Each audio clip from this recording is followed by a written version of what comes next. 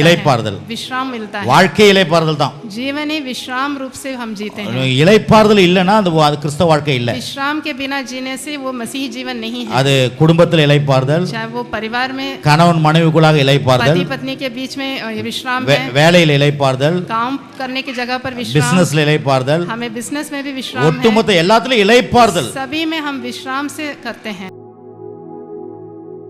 அம்மா தெய்வம் கிடையாது अम्मा हमारी माता कोई देवता देवी नहीं है அம்மா அம்மா தான் अम्मा माता तो माता ही है அம்மாவை தெய்வமாக்காதீங்க माता को एक देवी के रूप में नहीं देखना ஆமா அப்பாவை தெய்வமாக்காதீங்க आप पिता को प्रभु के रूप में नहीं देखना அவர் அப்பா தான் वो तो उनका स्थान तो सिर्फ पिता ही है தெய்வம் வேற प्रभु तो अलग है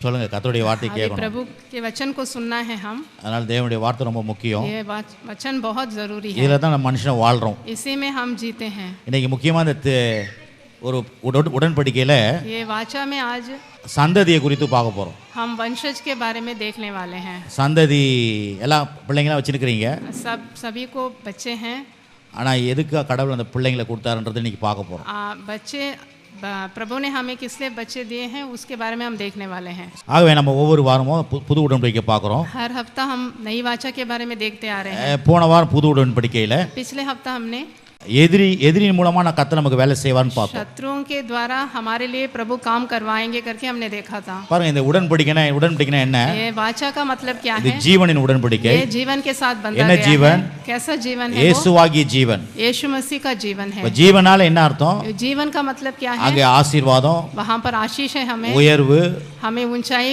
சமாதானம் शांति है சந்தோஷம் हमें खुशी है सुगम, उसमें हमें चंगाई है பலன் हमें बल है எல்லாமே அந்த ஜீவனுக்குள்ள இருக்குது सब कुछ वो जीवन में हमें प्राप्त அது होती மாத்திரம் है நித்தியம் இருக்குது उसी तरह हमें अनंत जीवन भी है இங்க நமக்கு ஒரு கடவுள் ஒரு நித்திய வாழ்க்கையை கொடுத்திருக்காரு हमें अनंत जीवन भी दिया है இந்த பூமியில மாத்திரம் இல்ல நம்ம सिर्फ ये पृथ्वी पर नहीं இந்த பூமியை முடிச்சின் பரலோக வாழ்வு ஒன்று கொடுத்திருக்காரு पर जीवन खत्म होने के बाद हमें स्वर्गलोक में भी அந்த अनंत जीवन பரலோக வாழ்வு தான் ரொம்ப ரொம்ப விசேஷமானது கிறிஸ்தவுக்குள்ள இருக்குது கிறிஸ்துக்குள்ள உங்களுக்கு இருக்குது அது वो स्वर्गलोक का जो अनंत जीवन है वो बहुत ही मुख्य है ஆனா எல்லாமே கடவுள் தராரு எல்லாருக்கும் தராரு सब कुछ सभी के लिए प्रभु दे रहे ஆனா हैं அதை விசுவாசிக்கிறவங்களுக்கு பரலோக வாழ்வு தராரு लेकिन जो उस पर विश्वास कर रहे हैं उनको अनंत जीवन मिलता है இன்னும் கிறிஸ்தவ வாழ்க்கை ஒரு முக்கியமானது என்னன்னா और मसीह जीवन में और कौन क्या जरूरी बात இளைப்பாறுதல் है इसमें हमें विश्राम भी சொல்லுங்க, मिलता இளைப்பாறுதல். है विश्राम मिलता है வாழ்க்கை இளைப்பாறுதல் தான் जीवन ही विश्राम रूप से हम जीते हैं இளைப்பாறுதல் இல்லனா அது கிறிஸ்தவ வாழ்க்கை இல்ல विश्राम के बिना जीने से वो मसीही जीवन नहीं है அது குடும்பத்தில் இளைப்பாறுதல் चाहे वो परिवार में கணவன் மனைவிக்குள்ளாக இளைப்பாறுதல் पति पत्नी के बीच में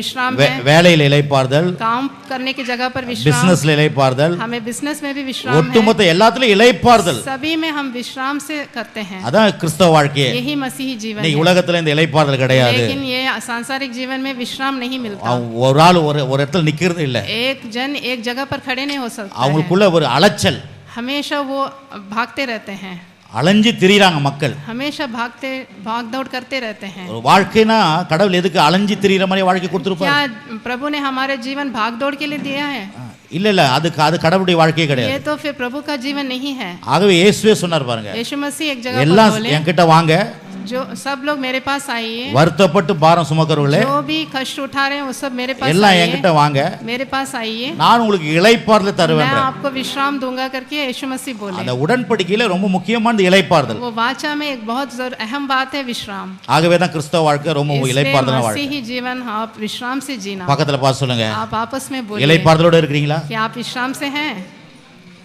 இளைப்பாறுதல் ரொம்ப முக்கியம் विश्राम बहुत जरूरी है இளைப்பாறலன்னா அது கிறிஸ்தவ வாழ்க்கையே கிடையாது विश्राम नहीं रहने से वो मसीह जीवन नहीं है ஏன்னா இன்னைக்கு உலகம் அப்படி கிடையாது क्योंकि ये संसार अभी ऐसा नहीं है இளைப்பாறுதலான வாழ்க்கையே கிடையாது वो संसार लोग विश्राम में नहीं जीते அப்படியே ஓடுற வாழ்க்கை भाग दौड़ करने का ही அலைஞ்சி जीवन திரியிற வாழ்க்கை है ऐसे भाग दौड़ करते இது हैं கிடைக்கல அது கிடைக்கல ये அப்படி नहीं मिल இப்படி रहा वो नहीं मिल रहा सोचते அப்படியே रहते हैं அந்த என்ன ஒரு என்ன அதான் சொல்றேன் அலைஞ்சி திரிஞ்சிற வாழ்க்கை தான் வாழ்றாங்க ऐसे भाग दौड़ में ही जीते रहते हैं ஆனா இந்த மத்தியில लेकिन इसके मध्य ஒரு में भी கிறிஸ்தவ வாழ்க்கை இளைப்பாறுதலோட வாழ்க்கை हमारा मसीही जीवन विश्राम में हम जी रहे हैं அதுக்கு தான் கடவுளுடைய வார்த்தையை கேட்கணும் इसलिए हम प्रचार को ध्यान से सुनना இந்த है இளைப்பாறுதல எப்படி வாழ்றது ये विश्राम में कैसे जीना है இந்த ஓடுற உலகத்துல ये भाग दौड़ के संसार में இந்த அலைஞ்சி திரிகிற உலகத்துல ये भाग दौड़ का जीवन में நிம்மதியற்ற இந்த உலகத்துல जहाँ पर अशांति है ஆமா சந்தோஷம் இல்லாத இந்த உலகத்துல जहाँ पर हमें खुशी नहीं मिलती, நான் இளைப்பாறுதலோட எப்படி हम வாழ்றது? कैसे विश्राम से जिएंगे? அதுக்கு தான் கடவுளுடைய வார்த்தை தேவை. इसलिए हमको वचन जरूरी है. ஆமென். आमेन. அல்லேலூயா. हालेलुया. இருக்கீங்களா? आप हैं? ஆகவே 2 கொரிந்தியர் நம்ம அங்க தான் ஸ்டார்ட் பண்ணுவோம். 2 கொரிந்தியர் 3ஆம் அதிகாரம் 2 कोरिन्थिया 3 में जाएंगे. 6ஆம் வசனம். उसमें छठा புது वचन உடன்படிக்கை पढ़ेंगे. பத்தி அங்க தான் ஸ்டார்ட் ஆகுது. ये नया वचन वाचा जो है यहीं से शुरू होता है. நம்ம கேட்போம். हम सुनेंगे ये 2 கொரிந்தியர் 3ஆம் அதிகாரம் 2 कोरिन्थिया 3 का. திருமணமானவங்க இதை கவனிங்க. जो विवाह हो गया है वो लोग भी ये सुनिए. திருமணம் ஆக போறவங்களும் இதை கவனிங்க. जिनका विवाह होने वाला है वो भी सुनिए. அல்லது திருமணம் ஆகி குழந்தை குட்டிலாம் பெற்று எடுத்தவங்களும் கவனிக்கலாம். बाल बच्चे वाले भी ये सुनिए. பாருங்க திருமணம் ஆக போறவங்களும் கவனிக்கணும். जिनका विवाह होने वाला है वो भी सुनिए. திருமணம் ஆனவங்களும் கவனிங்க. विवाह हो गया है वो भी सुनिए. திருமணமான குழந்தை குட்டிலாம் எடுத்தவங்களும் கவனிங்க. विवाह हो के बाल बच्चे के लोग भी सुनिए. இன்னைக்கு முக்கியமான காரியங்களை அது பேச போறேன். ये बहुत जरूरी बात मैं बोलने ஆவியான वाला நம்ம हूं. கூட பேசுவார். पवित्र आत्मा आपसे बात करेंगे. 3:6 புது உடன்படிக்கையின் ஊழியக்காரராயிருக்கும்படி அவரே எங்களை தகுதியுள்ளவராயிருக்கிறார். அந்த உடன்படிக்கை எழுத்துக்குரியதாயிராமல் ஆவிக்குரியதாயிருக்கிறது. எழுத்து கொள்ளுகிறது, ஆவியை உயிர்ப்பிக்கிறது. जिसने हमें नई वाचा के सेवक होने के योग्य भी किया, शब्द के सेवक नहीं वरन आत्मा के, क्योंकि शब्द मारता है पर आत्मा जिलाता है. பாருங்க இங்க சொல்லப்பட்டிருக்குது. यहाँ बताया गया எழுத்து है கொள்ளுகிறது, शब्द मारता है ஆவியை உயிர்ப்பிக்கிறது. पर आत्मा जिलाता है. ஆவியோனா என்ன அர்த்தம்? आत्मा का मतलब ஜீவனோ. यहाँ पर जीवन है. ஜீவனோ जीवन. ஜீவனோனா என்ன அர்த்தம்னா அது ஜீவனா கிறிஸ்துவின் ஜீவன், यहाँ यीशु मसीह का जीवन है, தேவனுடைய ஜீவன். प्रभु का जीवन है. அது உயிர்ப்பிக்கிறதா. वो हमको जिलाता है. உயிர்ப்பிக்கிறதுனா என்ன? जिलाता का मतलब அது क्या है? வாழ வைக்கிறது. हमें जीने को योग्य बनाता है. அது மாத்திரம் இல்ல நம்முடைய பிரச்சனைகள்ல இருந்து தூக்கி எடுக்கிறது. हमारे सारे परेशानी से हमको उभर के उठाता है. அப்படி கஷ்டங்கள் மத்தியில் அப்படியே விட்டுறது கிடையாது. हमारे कष्ट के बीच में हमको नहीं छोड़ता. கஷ்டம்னா வியாதி, चाहे वो बीमारी हो, பண பிரச்சனைகள், पैसे की परेशानी குடும்ப हो, பிரச்சனை, परिवार की परेशानी हो, பல பிரச்சனைகள் இருக்குது பாருங்க. कैसे भी परेशानी அதுல அப்படி விடுறது இல்ல, हमको नहीं छोड़ता. அதுல தூக்கி எடுக்கிறதா उससे हमको निकालते அந்த हैं. உயிர்ப்பிக்கிறதுன்னு அர்த்தம். यही है, इसी का जिलाता का मतलब यही है. அப்ப இந்த புது உடன்படிக்கை ये नई वाचा நம்மை ஜீவனுக்குரியது, हमें जीवन के साथ बंधा गया, அது நம்மை உயிர்ப்பிக்கிறது. हमें जिलाता है. वो அதுல இந்த புது உடன்படிக்கையில ये नई वाचा में தேவன் என்ன பண்றாராம்? प्रभु क्या करते हैं? நமக்கு சந்ததியை உண்டாக்கி தர. हमें वंशज का बनाते हैं. சந்ததி, वंशज, பிறகு சந்ததின்னு சொல்லலாம், வம்சம் சொல்லலாம், வம்சம், हमारे வம்சம். पीढ़ियां बनाते हैं. ஆகவே இந்த கடவுள் என்ன பண்றாரா? இந்த உடன்படிக்கை மூலமா நம்மளுக்கு வம்சத்தை உண்டாக்குறாரு, ये नई वाचा के द्वारा हमें वंशज बनाते हैं. சந்ததி உண்டாக்குறாரு. हमें हमारा पीढ़ियां होता பாருங்க है. கர்த்தர் பரலோகத்துல இருக்கிறாரு. हमारे परमेश्वर तो स्वर्गलोक में है. அங்கே தேவதூதர்லாம் அவருக்கு உதவி செய்றாங்க. स्वर्गदूत सब उनकी सहायता करते ஆனா हैं. கர்த்தர் ஒரு பூமியை உண்டாக்குனார். लेकिन उन्होंने पृथ्वी बनाया இந்த है. பூமியை உண்டாக்கி ये पृथ्वी को बनाकर ஒரு விசேஷமான விதத்துல ஒரு மனுஷனை உண்டாக்குறாரு. विशेष रूप से एक मनुष्य को बनाए. वो எல்லா தேவன் ஆவியா இருக்கிறாரு. सब वो तो आत्मा के रूप में है. தூதர்களும் ஆவியா இருக்கிறாங்க.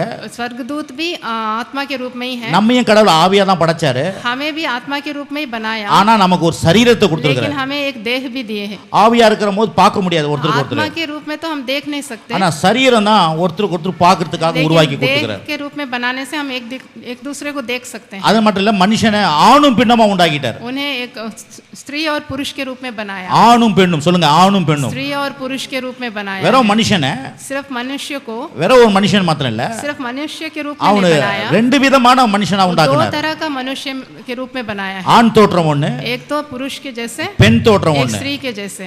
ஆகவே ஆனா உள்ளான ஆவியில ரெண்டு பேருக்கும் வித்தியாசம் கிடையாது. लेकिन अंदर आत्मा में तो दोनों एक ही हैं. ஆண் என்று பெண் என்று இல்ல. उसमें स्त्री और पुरुष नहीं है आत्मा ஆனா में. சரீரத்துல மாத்திரம் लेकिन शरीर में ரெண்டு விதமான தோற்றத்தை கொடுத்திருக்காரு. दोनों अलग-अलग रूप में दिखते हैं. ஆகவே இந்த மனுஷனை ஏன் அப்படி உண்டாக்குனாரு? किस लिए इनको ऐसा बनाए? ஏன் ஆணும் பெண்ணுமா உண்டாக்குனாரு? क्यों स्त्री और पुरुष के रूप में बनाए? தேவனுக்கு சந்ததிகள் வேணும். क्योंकि परमेश्वर को वंशज चाहिए. தேவனுக்கு வம்சம் வேணும். उनको वंश की उनको बहुत पसंद है. அதுக்காகவே மனுஷனை உண்டாக்குனார். इसलिए मनुष्य को बनाया. என்ன ஆச்சரியம் பாருங்க. कितना आश्चर्य का विषय है ये. நம்ம நினைக்கிறோம் பிள்ளை குட்டி எல்லாம் நமக்கு தான் வேணும்னு நினைச்சிருக்கிறோம். हम सोचते हैं बाल बच्चे हमें ही चाहिए. பிள்ளைகள் வம்சம்லாம் அவருக்கு வேணுமா? लेकिन वंशज तो परमेश्वर को चाहिए. அப்போ நீங்க ஒரு பிள்ளை பிறக்கணும் அப்படின்னா என்ன அர்த்தம்? अभी एक बच्चा पैदा होने का मतलब கடவுளுக்கு வம்சம் தேவை. वो परमेश्वर को चाहिए. கடவுளுக்கு வம்சம் தேவைன்னா परमेश्वर को वंशज பிள்ளை இல்லாத எப்படி ஆக்கிடுவாரு? परमेश्वर को अगर वंशज चाहिए तो वो बिना बच्चे के कैसे बनाएंगे? ஆகவே தான் பாருங்க வேதத்தில் சொல்லப்பட்டிருக்குது, इसलिए पवित्र शास्त्र में बोला गया இஸ்ரவேல் है, மத்தியில மலடி இருப்பதில்லையாம். इस्राएल के लोग में कोई भी बांझ नहीं रहेंगे. ஆகவே கிறிஸ்தவ மக்கள் इसलिए குழந்தை இல்லைன்னா मसीही जीवन में अगर बच्चा नहीं, கடவுள் சொல்றாரு குழந்தை இல்லாதவன் ஆக்க மாட்டேன். परमेश्वर बोले किसी को भी मैं बांझ नहीं ஏன்னா बनाऊंगा, குழந்தை விரும்புறவர் அவர், क्योंकि परमेश्वर बच्चे के ऊपर बहुत स्नेह करते हैं, வம்சத்தை விரும்புகிறவர் वो அவர். वंशज को बहुत स्नेह करते हैं. வம்சம் இல்லைன்னா अगर पीढ़ियां नहीं रहने से அவரால வாழ முடியாது. वो नहीं रह सकते. அப்ப பாருங்க வம்சம் ரொம்ப முக்கியம். वंशज बहुत பாருங்க जरूरी பிள்ளைலாம் கஷ்டமா தான் இருக்குது, है. बच्चे ஆனா கடவுள் வம்சத்தை விரும்புறாரு. लेकिन परमेश्वर वंश को बहुत पसंद करते அது हैं. மாதிரி என்ன சொல்றாரு, फिर क्या बोलते हैं? இயேசு वो? கிட்ட यीशु मसीह के पास बोलते हैं, குழந்தைங்களை கொண்டு வராங்க, यीशु मसीह के पास जब बच्चे को लेके आते हैं, சீடர்கள் தடுக்கிறாங்க. चेले सब उनको रोक रहे हैं, ஆனா ஆண்டவர் சொல்றாரு लेकिन प्रभु बोल रहे हैं சிறு பிள்ளை என்கிட்ட வரட்டும். सारे छोटे बच्चे मेरे पास आओ करके बोल இப்ப रहे நம்ம हैं. சிறு பிள்ளைகளை விரக்கல, हम तो उनके खिलाफ नहीं बोल இந்த रहे சிறு हैं. பிள்ளைகளெல்லாம் எப்படி வளர்க்கறதுன்றது நீ கத்துக்க போறோம்.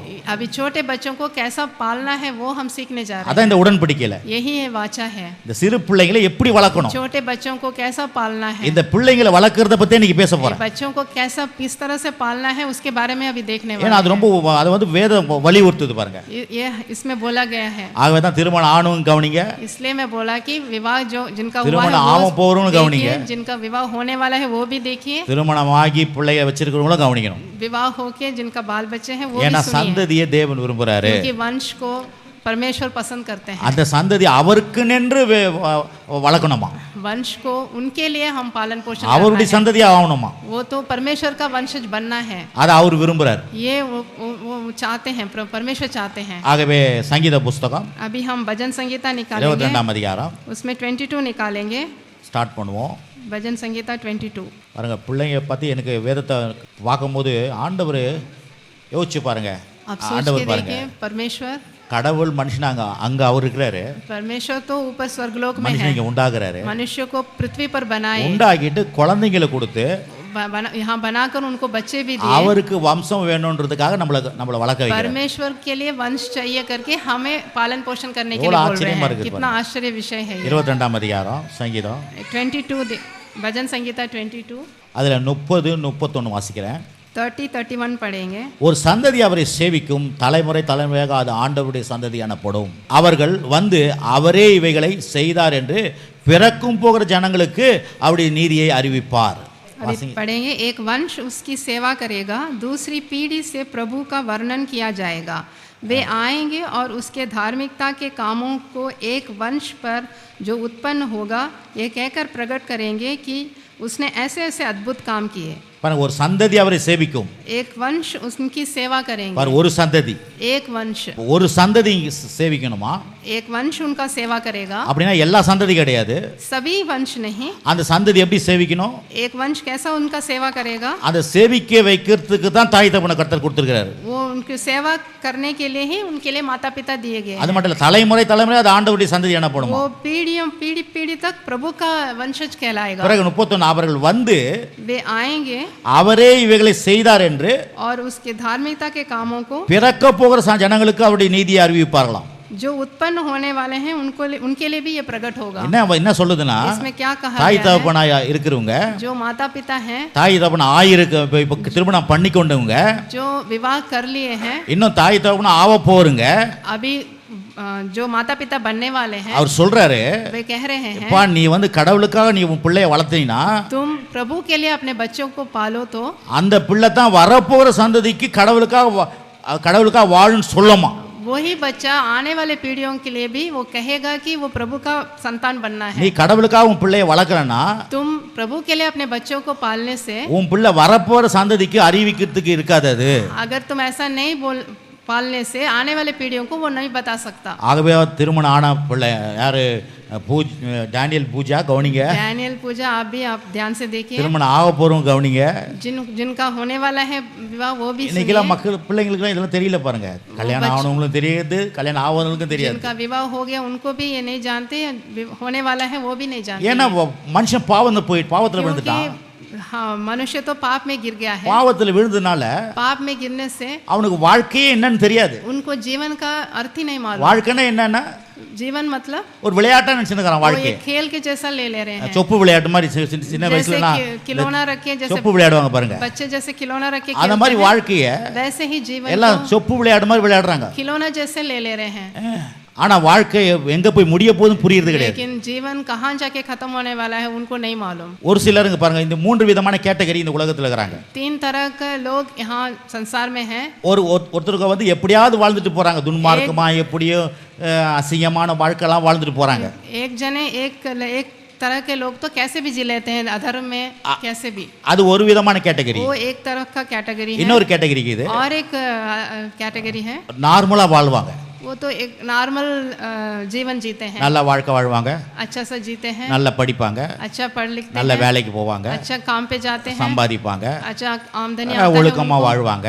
और ठीक ढंग से जीते हैं, அப்படியே அவங்களுக்கு உண்டு அப்படியே வாழ்ந்துட்டு போயிடுவாங்க. ऐसे जी के चले जाते हैं। பிள்ளைங்களை அதே மாதிரி வளர்ப்பாங்க, बच्चों को भी ऐसे पालते हैं। அது வாழ்ந்து அது ஒரு கேட்டகரி. वो एक कैटेगरी है। அந்த கேட்டகரி கடவுள் இந்த சந்ததியும் சொல்ல மாட்டார். उस कैटेगरी को यहाँ पर वंश करके ஒன்னு नहीं बोला துன்மார்க்கம் है। வாழ்ற வாழ்க்கை, जो दुर्मार्ग में जीते हैं उनको இஷ்டத்துக்கு வாழ்ற வாழ்க்கை, अपने मनमानी से जीते தலை हैं, தெரிக்கிற வாழ்க்கை, ऐसे मनमानी करते हैं। குடும்ப வாழ்க்கையே परिवार का जीवन ही वो मनमानी से जीते हैं, அப்படி வாழ்வாங்க. ऐसे जीते हैं। ஒருத்தர் குடும்பங்க நல்லா வாழ்ந்து, एक तो परिवार में ही अच्छा जीते हैं, கணவன் மனைவியோடு நல்லா வாழ்ந்து, पति पत्नी एक साथ जीते பிள்ளைங்களை हैं, நல்லா பெற்றெடுத்து बच्चे को अच्छा पालते हैं, படிப்பெல்லாம் கொடுத்து, अच्छा पढ़ाते हैं, அந்த சண்டை சச்சரவுக்கெல்லாம் போகாம, कोई भी झगड़ा पे नहीं जाते, கெட்ட காரியங்களுக்கெல்லாம் போகாம कोई भी अधर्म कार्य नहीं करते, வாழ்ந்து ऐसे जीते हैं। முடிக்கிறவங்களும் இருக்கிறாங்க.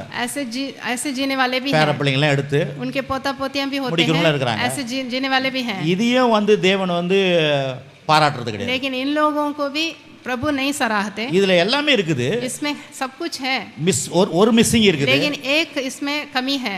அங்க உண்டாக்குனவரை பத்தியே கிடையாதாங்க. इसमें परमेश्वर की और ध्यान ही नहीं देते। வாழ்க்கையில உண்டாக்குனவர் மையமா இருக்கணும். जिन्होंने उनकी सृष्टि की है उनकी महिमा नहीं करते அவங்க हैं। கேட்டா சொல்லுவாங்க, எனக்கு யாரு கடவுள்னா அப்பா தான் கடவுள்னுவாங்க, उनको पूछने से आपको क्या कौन प्रभु है बोलने से मेरे पिता प्रभु அம்மா हैं தான் बोलते हैं। தெய்வம்னுவாங்க, मेरे माता ही मेरे लिए सब कुछ है बोलते हैं, இல்லனா குருன்னுவாங்க. नहीं तो गुरु की महिमा करते हैं। நான் கடவுள் அதை சொல்ல, लेकिन परमेश्वर वो नहीं बोलते हैं। குருவுக்கு யார் கடவுள், गुरु को कौन प्रभु है, அம்மாக்கு யார் கடவுள், तुम्हारे माता को कौन प्रभु है, தகப்பனுக்கு யார் கடவுள். पिता के लिए कौन प्रभु है। அப்போ கிறிஸ்தவ மக்கள் இதுல கவனமா இருக்கிறாங்க. मसीही लोग इसमें बहुत ध्यान देते हैं। ரட்சிக்கப்பட்டவங்க, जो उद्धार पाए हुए लोग हैं, பாவத்திலிருந்து மீட்கப்பட்டவங்க, जो पाप से छुटकारा पाए हुए लोग हैं, இயேசுவே ஆண்டவர் என்று यीशु ஏற்றுக்கொண்டவங்க, मसीह को अपना प्रभु मानते हैं, தேவனுடைய நோக்கத்தை நிறைவேற்றக்கூடியவங்க, जो परमेश्वर की योजना को पूरा करने वाले हैं, அவங்க தான் என்ன பண்றாங்க, वो लोग क्या करते हैं, கடவுளுக்கு முக்கியத்துவம் கொடுக்கறாங்க. கர்த்தர் परमेश्वर को अहम स्थान देते हैं। அவங்க தான் கர்த்தருக்காக ஒரு சந்ததியை வாழ வைக்கிறாங்க. वही परमेश्वर के लिए एक वंशज को बढ़ाते हैं। அவங்க தான் தேவ சித்தத்தை செய்யக்கூடியவங்கன்னு சொல்லிட்டு வேதம் वही சொல்லுது. परमेश्वर के लिए उनकी योजना को पूरा करने के लिए काम करते हैं। ஆகவே தான் திருமணம் கூட ரொம்ப முக்கியமா பண்ணணும் பாருங்க. इसलिए கரெக்ட்டா विवाह भी बहुत जरूरी है। ஒரு பிள்ளைக்கு பெண் பார்க்கறதா சரி, एक बच्चे को एक लड़के को लड़की देखने के ஒரு टाइम भी, பெண்ணுக்கு மாப்பிள்ளை பார்க்கறதா एक சரி, लड़की के लिए वर ढूंढने के लिए भी முதல் கேட்டகரி என்ன, पहला कैटेगरी कौन है, அவர் ரட்சிக்கப்பட்டிருக்கிறாரா, क्या वो उद्धार पाया हुआ लोग है, அவர் ரட்சிக்கப்பட்டிருக்கிற பெண்ணா, क्या वो लड़की उद्धार पाई हुई है। படிப்புல ரெண்டாவது, पढ़ाई तो उसके बाद देखना படிப்பா है, இருக்கட்டும், வேலையா இருக்கட்டும், पढ़ाई हो या काम हो वो तो बाद में आता குடும்பமா है, இருக்கட்டும், चाहे परिवार हो। முதல் மார்க்கிங் என்ன, पहले अहम बात क्या है, அவர் அந்த நபரோ அந்த பெண்ணோ क्या वो கடவுளுக்குள்ள இருக்குதா, கர்த்தருக்குள்ள क्या वो இருக்குதா, लड़की या लड़का हो वो उद्धार पाया हुआ है, கர்த்தரை விசுவாசிக்குதா, क्या वो परमेश्वर पर विश्वास कर கர்த்தரை रहे நம்புறாங்களா, அவங்க हैं, क्या उन पर भरोसा कर रहे கர்த்தருக்கு हैं, முதலிடம் கொடுக்கறாங்களா, क्या उनको पहला स्थान प्रभु को पहला स्थान दे रहे हैं, வாழ்க்கையில எடுத்த கர்த்தர்னு சொல்றாங்களா அவங்க முதல்ல, क्या वो पहले प्रभु का नाम ले रहे हैं। அங்கதான் சந்ததின்னு சொல்றது. यही इन लोगों को ही वंशज करके यहाँ पर அவங்க बोला தான் गया है। கடவுளுக்காக ஒரு சந்ததியை உருவாக்க முடியும். वही परमेश्वर के लिए वंश बना सकते हैं। அவதான் திருமணம் ஆனவங்க கவனிங்க, इसलिए जिनको विवाह हुआ है वो ध्यान दीजिए, திருமணம் ஆக போறவங்க கவனிங்க. जो लोग विवाह करने वाले हैं वो भी ஏன்னா ध्यान உங்களை दीजिए। கிட்ட தான் கடவுள் ஒரு சந்ததியை எதிர்பார்க்கிறார். आपके द्वारा ही परमेश्वर एक वंशज को देख रहे हैं, அதுக்காகவே திருமணத்தை பண்ணி வைக்கிறார். इसके लिए विवाह करवा रहे हैं। திருமணம் சும்மா லேஸ் கிடையாதுங்க. विवाह बोलने से कोई छोटा मोटा काम திருமணம் யார் नहीं है। கண்டுபிடிச்சது, विवाह को कौन बनाया है? மனுஷனா கண்டுபிடிச்சான். क्या मनुष्य ने बनाया है? ஆதாம் ஏவாளை யார் படைச்சது? आदम और हव्वा को कौन बनाया है? குரு படிச்சாரா? क्या किसी कोई गुरु आके இல்ல बनाया? அப்பா அம்மா படிச்சாங்களா? क्या माता ஒரு पिता அப்பா के बनाया? அப்பா தான் கடவுள்ன்றீங்களே. आप बोल रहे हैं ना माता ही मेरे देवता ஆதாம் है। ஏவாளை அப்பாவை படைச்சாரு. क्या आदम और हव्वा को माता पिता ने बनाया? அம்மாவை படைச்சாங்க. क्या तुम्हारी माता ने बनाया है? அம்மா தெய்வம் கிடையாது. अम्मा हमारी माता कोई देवता देवी नहीं है। அம்மா அம்மா தான். अम्मा माता तो माता ही है। அம்மாவை தெய்வமாக்காதீங்க. माता को एक देवी के रूप में नहीं देखना। ஆமா. அப்பாவை தெய்வமாக்காதீங்க. आप पिता को प्रभु के रूप में नहीं देखना। அவர் அப்பா தான். वो तो उनका स्थान तो सिर्फ पिता ही है। தெய்வம் வேற. प्रभु तो अलग है। தெய்வம் யாரு? உனக்கும் எனக்கும் மூச்சு கொடுக்கிறவர். हम प्रभु कौन है? आप और हमारे लिए श्वास देते हैं। இந்த அறிவு வந்து கிறிஸ்தவ மக்களுக்கு இருக்கணும் பாருங்க. ये दिमाग सारे मसीही लोगों में होना है। ஹலோ, आमीन। இருக்கிறீங்களா? आप हैं? பாருங்க, எனக்கு அருமையான நாள். இன்னைக்கு கரெக்டாக சந்ததி எடுக்கிறதுக்கு கடவுள் எனக்கு கிருபை கொடுத்தாரு. आज के दिन ही वंशज निकालने के लिए मुझे पवित्र आत्मा ने मुझे நான் போன வாரம் யதார்த்தமா சொன்னேன். मैंने पिछले हफ्ता बोला था அடுத்த வாரம் விசேஷமான காரியம் சொல்ல போறேன், வாங்க. आप अगले हफ्ते आइए, मैं बढ़िया बात बोलने वाला हूं करके मैंने पिछले हफ्ता बोला था। ஆனா போன வாரமே இவங்க சொல்லலை. இன்னைக்கு வந்து திருமண காரியங்களுக்காக நாங்க ஒரு ட்ரீட் கொடுக்க போறோம் அவங்க சொல்லவே இல்லை. लेकिन उन्होंने पहले नहीं बताया कि आज विवाह के लिए एक ट्रीट देने वाले हैं ஆனா பரிசுத்த ஆவியானவர் இருக்கிறாரு. लेकिन पवित्र आत्मा हमारे संग है। அன்னைக்கே எனக்கு சொன்னாரு, அடுத்த வாரம் விசேஷமா வாங்க, விசேஷமான காரியம் பேச போறேன்னு. पवित्र आत्मा पिछले हफ्ते मेरे से बात कर लिए कि इस हफ्ता वंशज के बारे में निकालना பாருங்க, है। சந்ததி குழந்தை ரொம்ப முக்கியம்.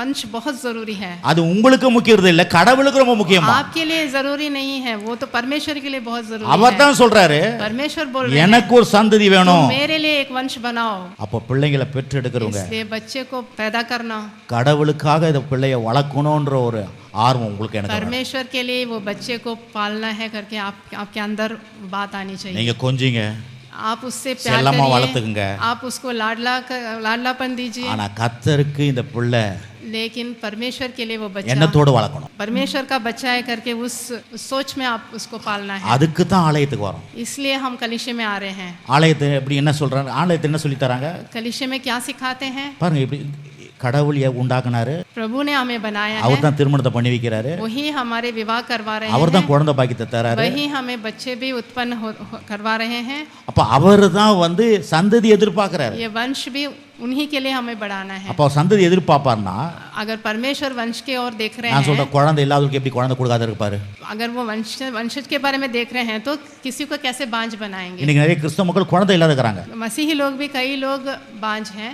காரணம் என்னன்னா, தேவன் குழந்தை கொடுக்கிறவன்றது ஆழமா நம்புறது கிடையாது. क्योंकि वो गहराई से वो उनके अंदर विचार नहीं आ रहा है कि परमेश्वर वंश देते இன்னைக்கு हैं। பாருங்க, குழந்தை இல்லாத கிறிஸ்தவங்கள்ல உலகம் முழுவதும் இருக்கிறாங்க. संसार में बहुत लोग हैं जिनके बच्चे नहीं हैं। அந்த குழந்தையை பெற்றெடுக்கிற கருப்பை கூட இல்லாத இருக்கிறாங்க. उनके கரு बच्चे को उत्पन्न करने का वो उनका गर्भ भी नहीं है। ஆனாலும் தேவன் டாக்டர்களை உற்பத்தி பண்றாரு. लेकिन परमेश्वर डॉक्टरों को उठा रहे हैं, குழந்தையை பெற்றெடுக்கிறதுக்காக ட்ரீட்மெண்ட் பண்றாங்க பாருங்க. क्योंकि वो वंश वो पैदा करने के लिए उनको ट्रीटमेंट दे रहे हैं। இதுல இருந்து எனக்கு என்ன புரியுது? தேவன் சந்ததி எவ்வளவு விரும்புறான்றது புரியுது. इससे हमको क्या पता चलता है कि परमेश्वर वंशज के ओर कितना ध्यान दे रहे हैं। டாக்டர்களை ஏற்படுத்துறாரு, वो डॉक्टर्स को और भी उठा रहे அந்த हैं, டாக்டர்களுக்கு ஞானத்தை கொடுக்கறாரு. उनको ज्ञान देते हैं डॉक्टर्स அவங்களால வந்து சேர முடியலனா கூட அந்த கருவை எடுத்து வச்சு அத ஒரு இன்னொரு கருவுல வச்சு அத உருவாக்க பண்றாரு. कैसे भी वो बच्चे को वो पैदा करना है करके वो ट्रीटमेंट देते हैं। கவுனிங்க, இதெல்லாம் ரொம்ப சும்மா சீரியஸான காரியம். ध्यान से देखिए, ये सब நம்ம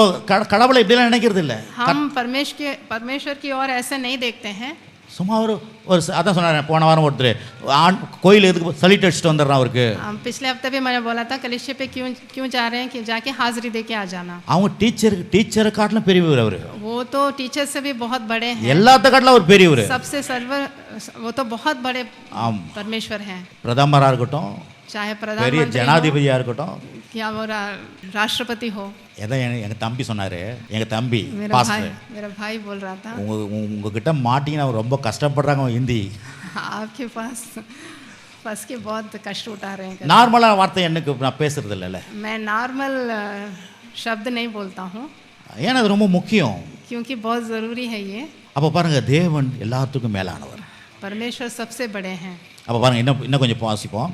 मैं और भी அப்போ தேவன் வந்து நம்முடைய சந்ததியை செப்பரேட் பண்றாரு.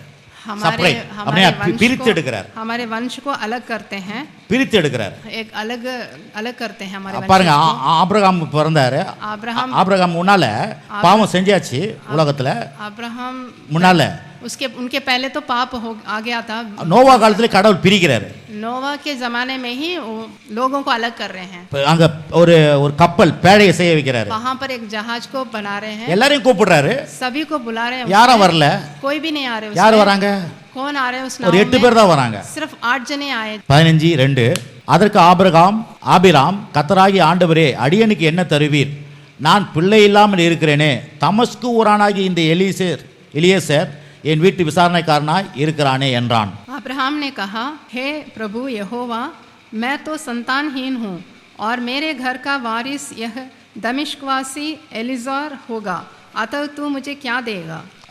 3 வாசிக்கிறேன். பின்னும் ஆபிரகாம், தேவரீர் எனக்கு புத்திர சந்தானம் அருளவில்லை, இதோ என் வீட்டில் பிறந்த பிள்ளை எனக்கு சுதந்திரவாளியாய் இருக்கிறான் என்றான். और अब्राम, तीसरा पढ़ेंगे अब, और अब्राम ने कहा, मुझे तो तूने वंश नहीं दिया और क्या देखता हूँ कि मेरे घर में उत्पन्न हुआ एक जन मेरा वारिस होगा। சொல்றான், எனக்கு குழந்தை இல்லை ஆண்டவரே.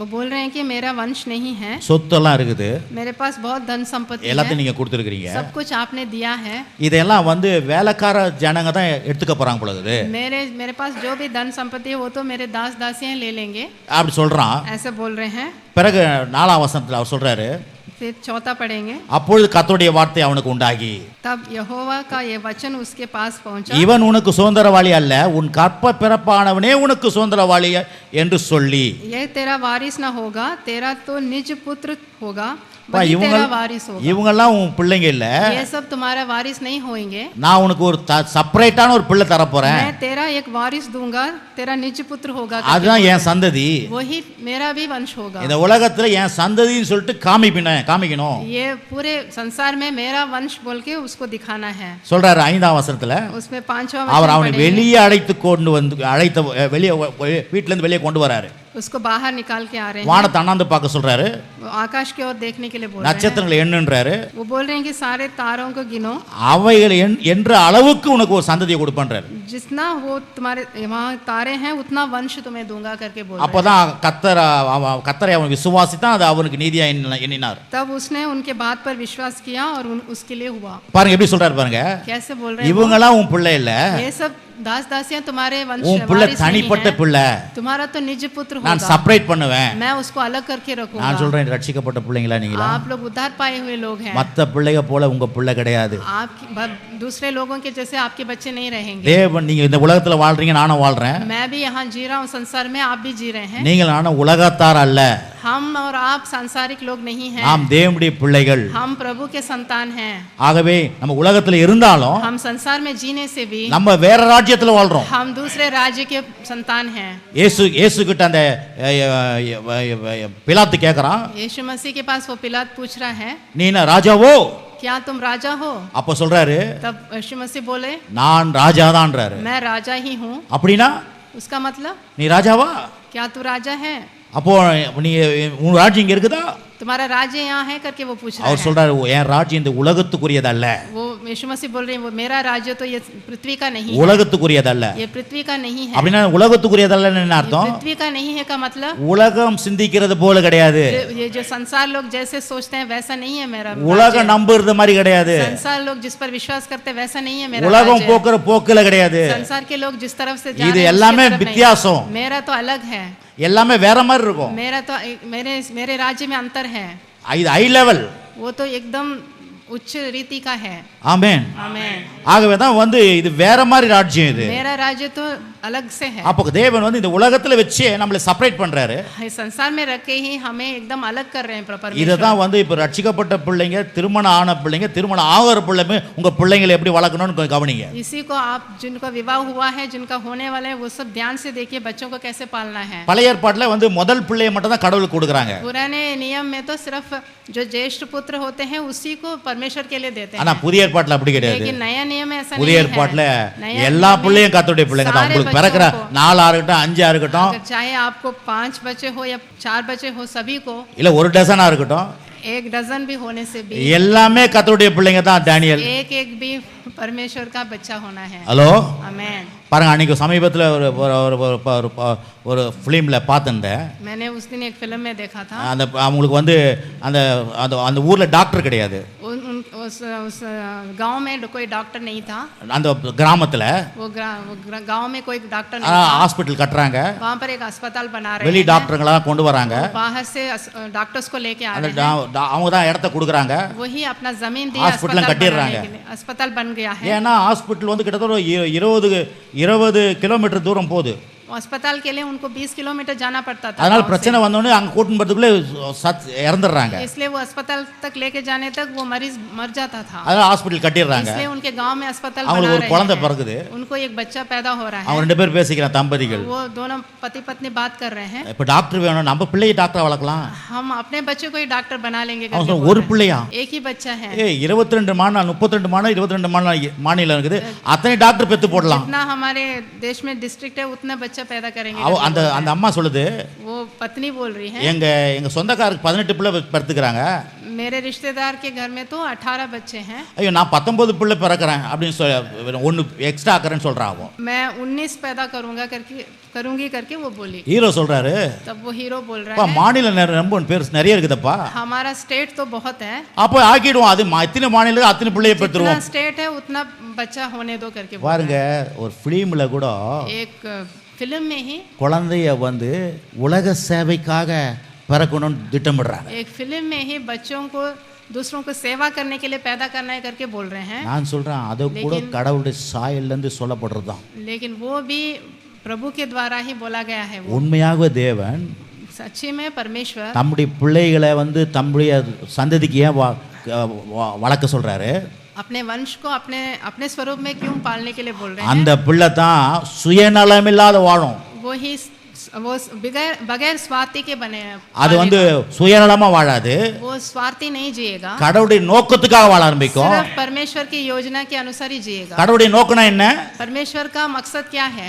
எல்லாரையும் வாழ வைக்கிற நோக்கம் वो அது, दूसरों கடவுளுடைய को நோக்கம். जिलाना है. அப்போ உங்க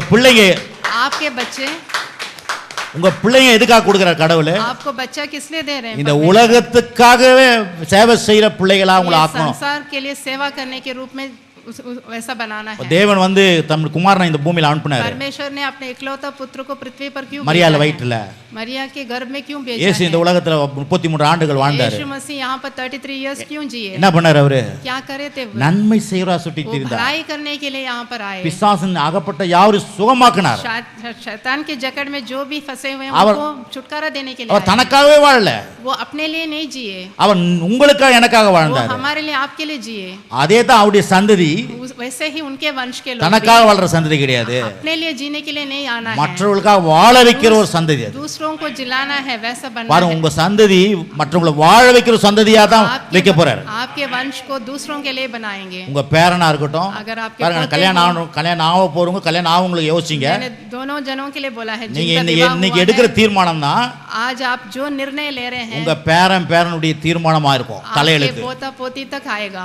நீங்க சொப்பு மாதிரி விளையாடுற மாதிரி கல்யாணம் பண்ணீங்கன்னு விளையாடி இருந்தீங்கன்னா आप अभी खिलौने के जैसे खेल के जैसे विवाह को लेने से உங்க பேரனுடைய பிரச்சனை எல்லாம் உங்க கையில தான் இருக்குது. आपके पोता पोती के भविष्य भी आपके हाथ में है. ஆகவே தான் இது ரொம்ப சீரியஸ். பாருங்க, திருமணம் ஆன பிறகு ரொம்ப சீரியஸ். ये बहुत ही सीरियस विषय है.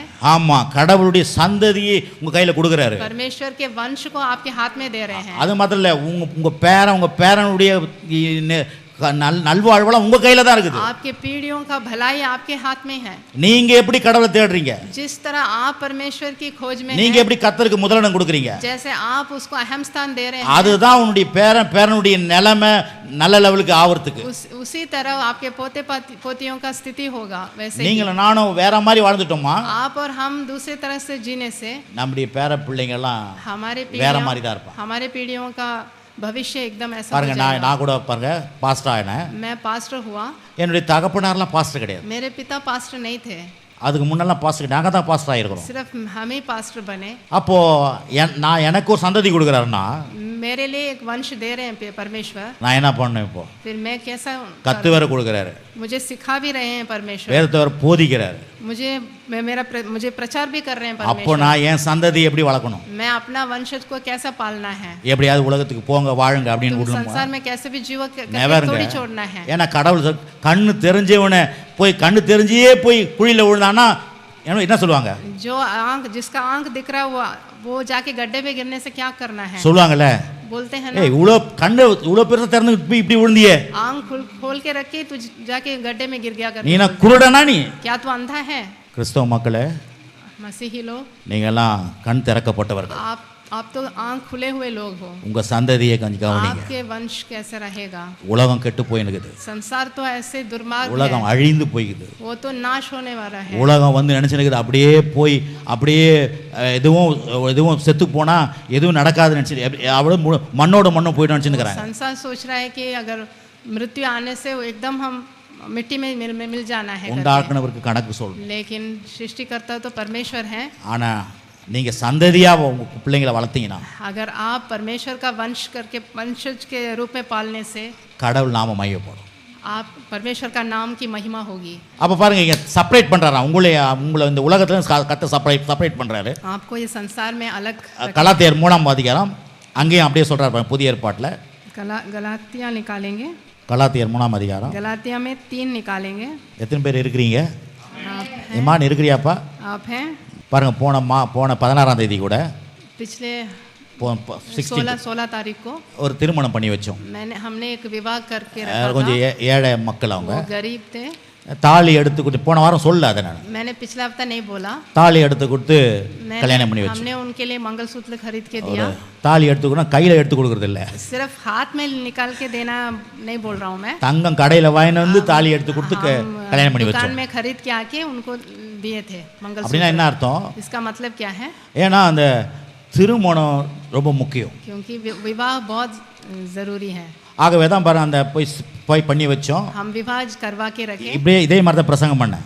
ऐसे ही प्रचार वहाँ भी किया था। தேவன் திருமணம் எதுக்கு பண்ணி வைக்கிறாரு? प्रभु परमेश्वर विवाह क्यों करवा रहे हैं? உங்ககிட்ட கடவுளுடைய சந்ததியை எதிர்பார்க்கிறாரு. क्योंकि परमेश्वर का वंश देख रहे हैं आपके உங்களுக்கு பிறக்கிற ஒவ்வொரு பிள்ளையும் கடவுள் சந்ததிக்காக வாழ வைக்கணும். நீங்க आपके द्वारा उत्पन्न हुए एक एक बच्चा भी आप परमेश्वर के लिए बनना है। நிறைய பேர் நினைச்சுக்கிறாங்க பாருங்க, सब लोग सोच रहे हैं கர்த்தருக்காக வாழ்றது परमेश्वर के लिए जीना है तो ரொம்ப கஷ்டம் நினைச்சுக்கிறாங்க. बहुत कष्ट करके सोच रहे இல்ல हैं। இல்ல பிரதர், नहीं, நீங்க கர்த்தருக்காக வாழ்றது ரொம்ப ஈஸி. वो परमेश्वर के लिए जीना बहुत आसान है। ஒண்ணே ஒண்ணு, सिर्फ एक ही बात है, நீங்க அவரை நம்புங்க, आप उन पर भरोसा रखना है। இயேசுவை நம்புங்க, आप यीशु मसीह के ऊपर विश्वास இயேசுவை रखना है, விசுவாசிங்க. उन पर भरोसा रखना है। உங்களுக்கு இளைப்பாறுதலோட ஒரு வாழ்க்கை கிடைக்கும். आपको विश्राम से जीने रखेंगे। இளைப்பாறுதல் சொல்லுங்க, आप இளைப்பாறுதல். विश्राम से जिएंगे। வாழ்க்கைனா இளைப்பாரோட இருக்கணும். आपकी जिंदगी एकदम विश्राम से जिएंगे। அது மனசுல நீங்க வச்சீங்க. आप अपने मन में रख लीजिए। அலைஞ்சு திரிகிற வாழ்க்கை கிறிஸ்தவ வாழ்க்கை கிடையாது. ऐसे फिर के जीना मसीही जीवन नहीं है। அப்ப திருமணத்தை எதுக்கு பண்ணி வைக்கிறாரு? विवाह किस लिए करवा रहे हैं? ஒரு குழந்தைய அவருக்கு தேவை, एक वंश परमेश्वर के लिए சந்ததி जरूरी है। தேவை. एक वंश की जरूरत है, ஆகவே அதுக்காக தான் கத்த திருமணம் பண்ணி வைக்கிறார். इसलिए विवाह करवा रहे हैं। பாப்போம், अभी கலாத்தியர் देखेंगे புத்தகம் 3ஆம் அதிகாரம் गलातिया में 3 देखेंगे। அதே வசனம் வருது பாருங்க. அங்க நம்ம 15ஆம் அதிகாரத்தை வாசிச்சோம்ல, वो 15 चैप्टर में जो हमने पढ़ा था वही वचन 6 यहाँ पे आ रहा வாசிக்கிறேன். है। उसमें 6 पढ़ेंगे अभी। அப்படியே ஆபிரகாம் தேவனை விசுவாசித்தான், அது அவனுக்கு நீதியாக எண்ணப்பட்டது. अब्राहम ने तो परमेश्वर पर विश्वास किया और यह उसके लिए धार्मिकता गिनी गई। அங்க உடன்படிக்கை பண்றாருல்ல 15ஆம் அதிகாரத்துல, वाचा बांधे थे ना, அவனுக்கு குழந்தை கேக்குறான்ல, वो संतान पूछा அப்போ था। சொல்றாருல்ல, तब परमेश्वर ने बोला, இதெல்லாம் வேலைக்காரன் குழந்தை, அவன் குழந்தை கிடையாது. दास दासियों के पुत्र तुम्हारे वारिस नहीं बनेंगे, உனக்கு நான் ஒரு குழந்தை கொடுக்க போறேன். तुम्हारे लिए एक निज पुत्र दूंगा। அந்த குழந்தை செப்பரேட் பண்ணுவேன். उस पुत्र को मैं अलग करके இந்த रखूंगा। உலகத்துல கலக்காத அளவுக்கு அந்த குழந்தையை நீ வளர்க்கணும். के साथ वो नहीं मिलेगा। ஆமா, உலகம் கெட்டு போகுது, वो संसार तो एकदम नाश हो रहा है। என்னுடைய நாமத்துக்கு மகிமையா நீ வளர்க்கணும். तुम मेरे नाम की महिमा करने जैसा वो पुत्र को அதுதாங்க पालना है। சொன்னாரு. वैसे वहां पर அந்த बोले குழந்தைக்கு எப்படி எவ்வளவு குழந்தை? कितने बच्चे बोले வானத்து நட்சத்திரம் போல அளவுக்கு உனக்கு சந்ததி आकाश தருவேன். की तरफ देखो, जितने तारे हैं उतने बच्चे तुम्हें दूंगा। அப்புறம் நான் செப்பரேட் பண்ணுவார் சொன்னல, मैं उनको सेपरेट करूंगा இங்க करके 16 बोले थे। வாசிங்க, இது 3:16ல इसी में 3 का 16 पढ़ेंगे। வாசிக்கிறேன் பாருங்க. ஆபிரகாம் அவனுடைய சந்ததிக்கும் வாக்குத்தத்தங்கள் பண்ணப்பட்டன. சந்ததிகளுக்கு என்று அநேகரை குறித்து சொல்லாமல் உன் சந்ததிக்கு என்று ஒருவனை குறித்து சொல்லி இருக்கிறார். அந்த சந்ததி கிறிஸ்துவே.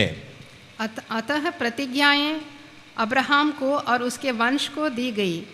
वह यह नहीं कहता वंशों को, जैसे बहुतों के विषय में कहा, पर जैसे एक के विषय में कि तेरे वंश को, और वह मसीह है. பாருங்க, அந்த சந்ததி கிறிஸ்துவே. वो वंश, एक वंश मसीह है. பிதாவாகிய தேவன் தம்முடைய குமாரனை இந்த உலகத்தை அனுப்பிச்சாரு. परमेश्वर अपने इकलौते पुत्र को पृथ्वी पर भेजे. அவர் இந்த உலகத்துல 33 ஆண்டு வாழ்ந்தாரு. यहाँ पर 33 इयर्स जिए. वहाँ ஆனா அவர் எப்படி வாழ்ந்தாரு? कैसे जिए? वो தனித்தன்மையா வாழ்ந்தாரு. एकदम अलग होके जिए. இன்றைக்கு இயேசு கிறிஸ்துவை யாருமே குறை சொல்ல முடியாது. यीशु मसीह को कोई भी उनकी कमी कोई नहीं निकाल सकता. ஏன்னா அவர் பாவம் இல்லாதவர், क्योंकि वो निष्पाप है. பாவம் செய்யாதவர். उन पर कोई पाप नहीं है. அவர் யாரையும் துன்புறுத்தவில்லை. அவர் वो किसी को उन्होंने துன்புறுத்தவில்லை. किसी को कष्ट नहीं दिए. அவர் ஒரு கணத்துல அறிஞ்சா மறு கணத்தை காட்ட சொல்றாரு. वो बोले एक तरफ थप्पड़ मारने से भी तुम दूसरा गाल दिखाओ बोले. அது மாத்திரம் பரிசுத்தமா வாழ்ந்து சிலுவையில மரிச்சார். एकदम पवित्र रूप से जी के क्रूस पे जाके मारे गए. அப்போ அததான் கிறிஸ்து, அவருடைய அந்த சந்ததி கிறிஸ்துவே. वो यहाँ पर बताया गया कि वो वंश मसीह है. அவரை தான் நம்ம விசுவாசிக்கிறோம். उसी के ऊपर उनको ही हम विश्वास कर रहे हैं. அப்போ உங்களையும் என்னையும் இப்படி செப்பரேட் பண்றது எதுக்கு செப்பரேட் பண்றாரு? आप और हमको किस लिए अलग कर रहे हैं? நீங்க உலகத்து மக்கள் இல்ல, நீங்க வேற. आप संसारिक लोग नहीं हैं, आप अलग हैं. நீங்க உங்களை தனியா பிரிச்சு எடுக்கிறேன். आपको अलग से मैं निकाल रहा हूं. அது மாத்திரம் உனக்கு கொடுக்கிற சந்ததியும் தனியா பிரிச்சு எடுக்கிறேன். हमारे जो वंश दिया गया है उसको भी मैं अलग निकाल रहा हूं. பாருங்க, இது கிறிஸ்தவ வாழ்க்கை ரொம்ப உயர்தரமானது. ये जो मसीही जीवन है वो एक उच्च रूप से है. எப்படிங்க வாழ்றது? कैसे जीना ரொம்ப है? கெட்ட உலகமா இருக்குது. ये बाहर संसार बहुत खराब है. பொய் இருக்குது, बहुत झूठ बोलते திருட்டுத்தனம் हैं, இருக்குது, चोरी करते हैं, ஏமாத்துற வேலை இருக்குது, बहुत कपट करते हैं, பலவிதமான தீமைகள் இருக்குது. बहुत सी बुराइयां हैं. எப்படி வாழ்றது? कैसे जीना है? இயேசு விசுவாசிங்கனா आप विश्वास அவர் உள்ள यीशु मसीह வந்துருவார். के ऊपर विश्वास करने से அவர் आप உள்ள आपके अंदर வந்துட்டார்னா आएंगे. அவர் உள்ள वो வந்துட்டார்னா आपके अंदर आने से உங்களை அப்படி வாழ வைப்பார். आपको ऐसे ही जीने रखेंगे. வாழ முடியலன்னு சொல்லாதீங்க. आप नहीं जी पा रहा हूँ ஒவ்வொரு நாளும் அவர்கிட்ட சொல்லுங்க, एक दिन भी आप बोलना है प्रभु से, ஆண்டவரே உம்மை மாதிரி என்ன வாழ வைங்க. आपके जैसे मुझे भी जीने दीजिए. கண்டிப்பா வாழ வைப்பார். आपकी सहायता करेंगे. டெய்லி சாப்பிடுறீங்களா? आप रोज खाना खा रहे हैं ना? டெய்லி பல்லு விளக்குறீங்களா? रोज दांत मांज रहे हैं ना? என்னம்மா அகில பல்லு விளக்குற டெய்லி விளக்குறல்ல? அப்ப டெய்லி ஆண்டவர்கிட்ட சொல்லுங்க. आप रोज बोलिए, எழுந்த உடனே सुबह उठते ही बोलिए, உமக்காக வாழ வைங்க ஆண்டவர். मुझे आपके लिए जीने जैसा बनाइए. டெஃபினட்டா வாழ வைப்பார். वो आपकी जरूर सहायता அவர் करेंगे. உங்களுக்கு பலன் தருவார். वही आपको बल देंगे. நம்ம கேட்கறது தான் இல்ல.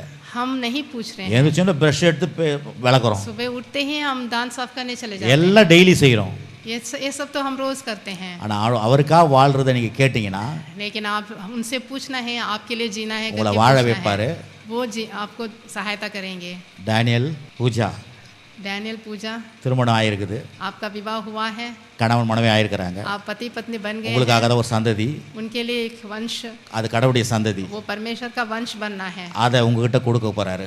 वो आपके हाथों में देने वाले हैं. நீங்க அப்படி வாழும்போது आप ऐसे जीने से உங்க பிள்ளைகள் அப்படி வாழும். आपके बच्चे भी परमेश्वर पर का ஒரே ஒரு संतान காரியம். बनेंगे. एक विषय है, இன்னைக்கு இந்தியா சுதந்திரம் கிடைச்சதுல अब इंडिया के लिए, भारत के लिए स्वतंत्रता मिली है. எந்த ரீதியில கிடைச்சது? किस रीति में मिला है? காந்தியடிகள் गांधी जी ने எதை வச்சு சுதந்திரம் வாங்கினாரு? कैसे उन्होंने स्वतंत्रता प्राप्त की है? இயேசுடைய கற்பனையை வச்சு தான் சுதந்திரமே வாங்கினார்.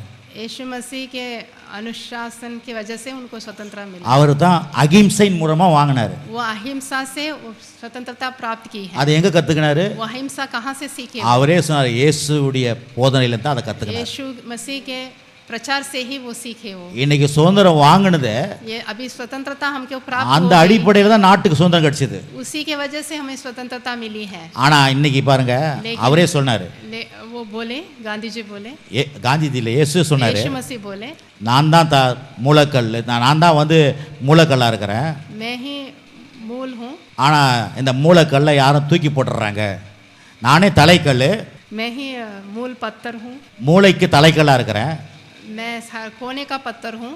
ஆனா அந்த மூளைக்கு தலைக்கல்ல யாரும் இன்னைக்கு என்றதே கிடையாது. वो कोने का पत्थर को कोई ध्यान ही नहीं देता. உங்களுக்கு பர்த்டே, आपका बर्थडे है, அந்த டேட்டை போடும்போது நீங்கள் இயேசு இல்லாமல் டேட்டை போட முடியாது. आपका बर्थ डेट जब डालना है तो यीशु के बगैर तो हम नहीं இப்போ डालते। 2024 अभी तो 2024 हो रहा है। எப்படி வந்தது? 2024 2024 कैसा आया है? இயேசு இந்த உலகத்துல மனுஷனா பிறந்த यीशु मसीह நாள்ல இருந்து இந்த குறிக்கிறாங்க. यीशु मसीह यहाँ पृथ्वी के आने के बाद ही यहाँ पर हमको गिना गया है, அதனால தான் சொல்றாரு, इसलिए बोल रहे हैं நானே மூளைக்கு தலைக்கலா இருக்கிறேன், मैं ही यहाँ पर खोने का पत्थर हूँ, ஆனா அந்த தலைக்கல்ல யாரும் புரிஞ்சிக்கல. लेकिन कोई उसके और ध्यान ही नहीं देता है। கிபி கிமு இருக்குது இல்லையா ஹிஸ்டரியில जैसे AD BC बोलते हैं, डेट இருக்குல்ல, में ऐसा बोलते हैं। ஆனா எத்தனை பேர் இந்த ஆண்டவர் விசுவாசிக்கிறாங்க? कितने लोग परमेश्वर पर विश्वास करते हैं?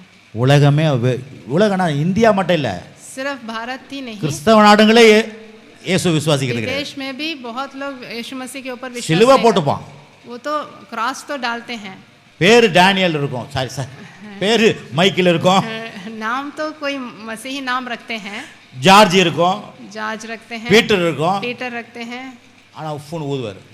लेकिन वो सिगरेट पीते हैं। அப்ப பாருங்க, கடவுள் பிள்ளை நீங்களாம். हम लोग तो परमेश्वर के संतान हैं। அகிம்சை முறையில தான் இந்தியாவை வாங்கினார். वो अहिंसा के वजह से हमको स्वतंत्रता भी இயேசுடைய मिली। இயேசுடைய காரியத்தின் மூலம் தான் இந்தியாவுக்கு சுதந்திரம் கிடைச்சது. यीशु मसीह के प्रचार के वजह से ही गांधी जी ने அப்ப दिलवाया। ஆண்டவருக்காக நீங்க வாழும்போது हम भगवान के लिए जीने से உங்க வாழ்க்கை சுதந்திரமா இருக்குமா இருக்காதா? क्या आपका जीवन भी स्वतंत्रता मिलेगी? தேசத்துக்கு சுதந்திரம் கிடைச்சது இயேசு மூலமா. यीशु मसीह के वजह से देश को ही स्वतंत्रता मिली। அவர் திருப்பி சொல்றாரு, கல்வாரி சிலுவை மூலமா உங்களுடைய பாவங்களை நீக்கி இருக்கிறாரு. वो क्रूस के वजह से हमारे पापों से हमको छुटकारा मिला है। அப்ப உங்களுக்கு இளைப்பாறுதல் கிடைக்குமா கிடைக்காதா? तब विश्राम तो अवश्य मिलेगा।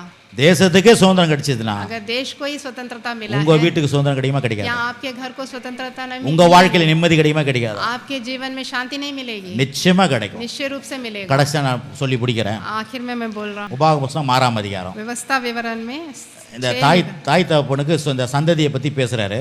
व्यवस्था विवरण निकालेंगे। உபாகம புத்தகம் 6ஆம் அதிகாரம் उसमें 6 ல இருந்து 10 வரைக்கும் 6 वचन से 10 तक पढ़ेंगे।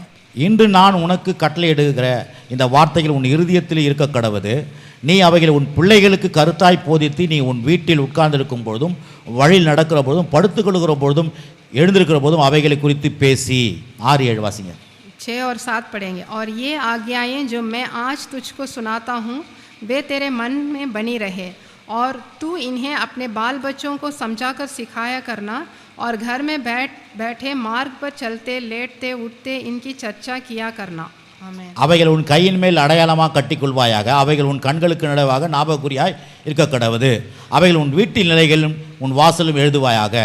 और इन्हें अपने हाथ पर चिन्ह के रूप में बांधना, और ये तेरी आंख के बीच टीके के काम दे। 10 வாசிக்கிற, உன் தேவனாய கர்த்தர் உனக்கு கொடுப்பேன் என்று ஆபிரகாம் ஈசாக்கு யாக்கோப் என்பவர்களாகிய உன் பிதாக்களுக்கு ஆணையிட்டு, அப்படின்னா உடன்படிக்கை ஆணையிட்டு கொடுத்த தேசத்தில் உன்னை பிரவேசிக்க பண்ணும்போது நீ கட்டாத வசதியான பெரிய பட்டணங்களையும். अभी हम 10 पढ़ेंगे। जब तेरा परमेश्वर यहोवा तुझे उस देश में पहुंचाए जिसके विषय में उसने अब्राहम ईसाक और याकूब नामक तेरे पूर्वजों से तुझे देने की शपथ खाई, और जब वह तुझको बड़े बड़े और अच्छे नगर जो तूने नहीं बनाए। பாருங்க, திருமணம் ஆனவங்களுக்கு சொல்றேன், जिनको विवाह हुआ है उनको बोल रहा हूँ, திருமணம் ஆக போறவங்களுக்கும் சொல்றேன், जिनको विवाह होने वाला है ஏற்கனவே उनको, திருமணம் ஆகி குழந்தை குட்டிலாம் வச்சிருக்கிறவங்களுக்கு சொல்றேன், जिनको बाल बच्चे हैं उनके लिए भी बोल रहा हूँ। உன் பிள்ளைகளுக்கு आपके வீட்டில் உட்கார்ந்துருக்கும் போதும் आपके बाल बच्चों को வழியில் நடக்கும் பொழுதும் वो जब चलते हैं, जब படுக்கிற பொழுதும் जब लेटे हुए हैं, என்ன பேசணும்? आप क्या बात करना है? சினிமா கதையா பேசணும்? क्या फिल्म की कहानी थोड़ी बोलना है? அவரை குறித்து பேச சொல்றாரு. प्रभु की बातें करना है। நான் சொல்றேன்லப்பா, मैं बोल रहा हूँ ना, என்னப்பா கல்யாணம் ரெடியாக போதும் ஜனவரி மாதம், உனக்கு பார்த்துக்கப்பா, கரெக்டாக சொல்கிறாரு. जिनको विवाह होने वाला है वो भी सुनिए। 8ஆம் வசனம், அவைகள் உன் கையின் மேல் அடையாளமாக கட்டிக்கொள்வாயாக, அவைகள் உன் கண்களுக்கு ஞாபகக்குறியா இருக்க கடவுது। 8वां वचन में, और इन्हें अपने हाथ पर चिन्ह के रूप में बांधना, और ये तेरी आंखों के बीच में टीके का काम பாருங்க, இந்த மேலே வசனத்தெல்லாம் போட்டுக்க சொல்ல, அப்படி इसका சொல்லுது। इसका मतलब वचन को ऊपर बांधने के लिए नहीं बोल रहे हैं। நீங்க கடவுளுடைய வார்த்தையில வசனத்துல வாழுங்கன்றார்। आप उनके वचन पर जियो करके बोल रहे हैं। அது வாழ்ந்தா என்ன ஆகுமா? ऐसे जीने से क्या होगा? வீட்டிலெல்லாம் வந்து வீட்டெல்லாம் வசனம் வச்சிங்கன்னா மட்டும் போதாது. सिर्फ घर पूरा वचन टंगाने से बस नहीं होता। உங்க வாழ்க்கை வசனத்துல வாழணும்ன்றாரு. आपका जीवन वचन के अनुसार जीना है। எல்லார் வீட்ல வசனம் இருக்குதுல்ல? सभी நீ के घर ஆசீர்வாதம் में அதெல்லாம் இருக்கும். सभी ஆனா के घर में வசனத்தை तो வாழணும். सभी के घर में तो वचन टंगा के रखते கீழே हैं। சொல்றாரு 10ல சொல்றாரு நீ கட்டாத பட்டணங்களையும் நிரப்பாத வஸ்துகளையும் எல்லாம் நிரம்பி நல்ல வீடுகளையும் வஸ்துகளையெல்லாம் நீ நடப்படாத தோட்டங்களெல்லாம் உனக்கு ஒளிவத்து போனால் உனக்கு நீ கொடுத்து உன்னை சாப்பிட்டு திருப்தியாக போகுதுன்றார். यहाँ बताएं अच्छे अच्छे पदार्थों से तेरा घर को भर दूंगा करके बोल रहे हैं। அப்புறம் 11 நீ நிரப்பாத நல்ல வஸ்துகளெல்லாம் சொல்லுது 11 और अच्छे अच्छे पदार्थों से भरे हुए घर जो तूने नहीं भरे நிரம்பிய வீடுகள் और खुदे हुए कुएं நீ வெட்டப்பட்டிருக்கிற துறவுகள் खुदे हुए कुएं जो तूने नहीं நீ खोदे நடாத திராட்சை தோட்டங்கள் और दाख की बारियां ஒலிவ தோப்புகள் और जैतून के உனக்கு वृक्ष கொடுப்பேன் तुझे दूंगा நீ करके बोल சாப்பிட்டு रहे हैं। திருப்தியா இருப்ப. तुम खा के तृप्त हो जाओगे करके बोल रहे हैं। கிறிஸ்தவ ஆண்டவருக்குள்ள நீங்க வாழ்ந்தீங்கன்னா आप मसीह जीवन अगर यीशु मसीह के अंदर जीने से ராஜ வாழ்க்கை. आप तो एक राजा के तरह இளைப்பாறுதல் जियोगे। வாழ்க்கைனா என்ன அர்த்தம்? आप विश्राम से जियोगे, ராஜ வாழ்க்கை. एकदम राजा के जैसे जियोगे, ஹலோ சொல்லுங்க ராஜ வாழ்க்கை. एकदम राजा का जीवन राज- जियोगे।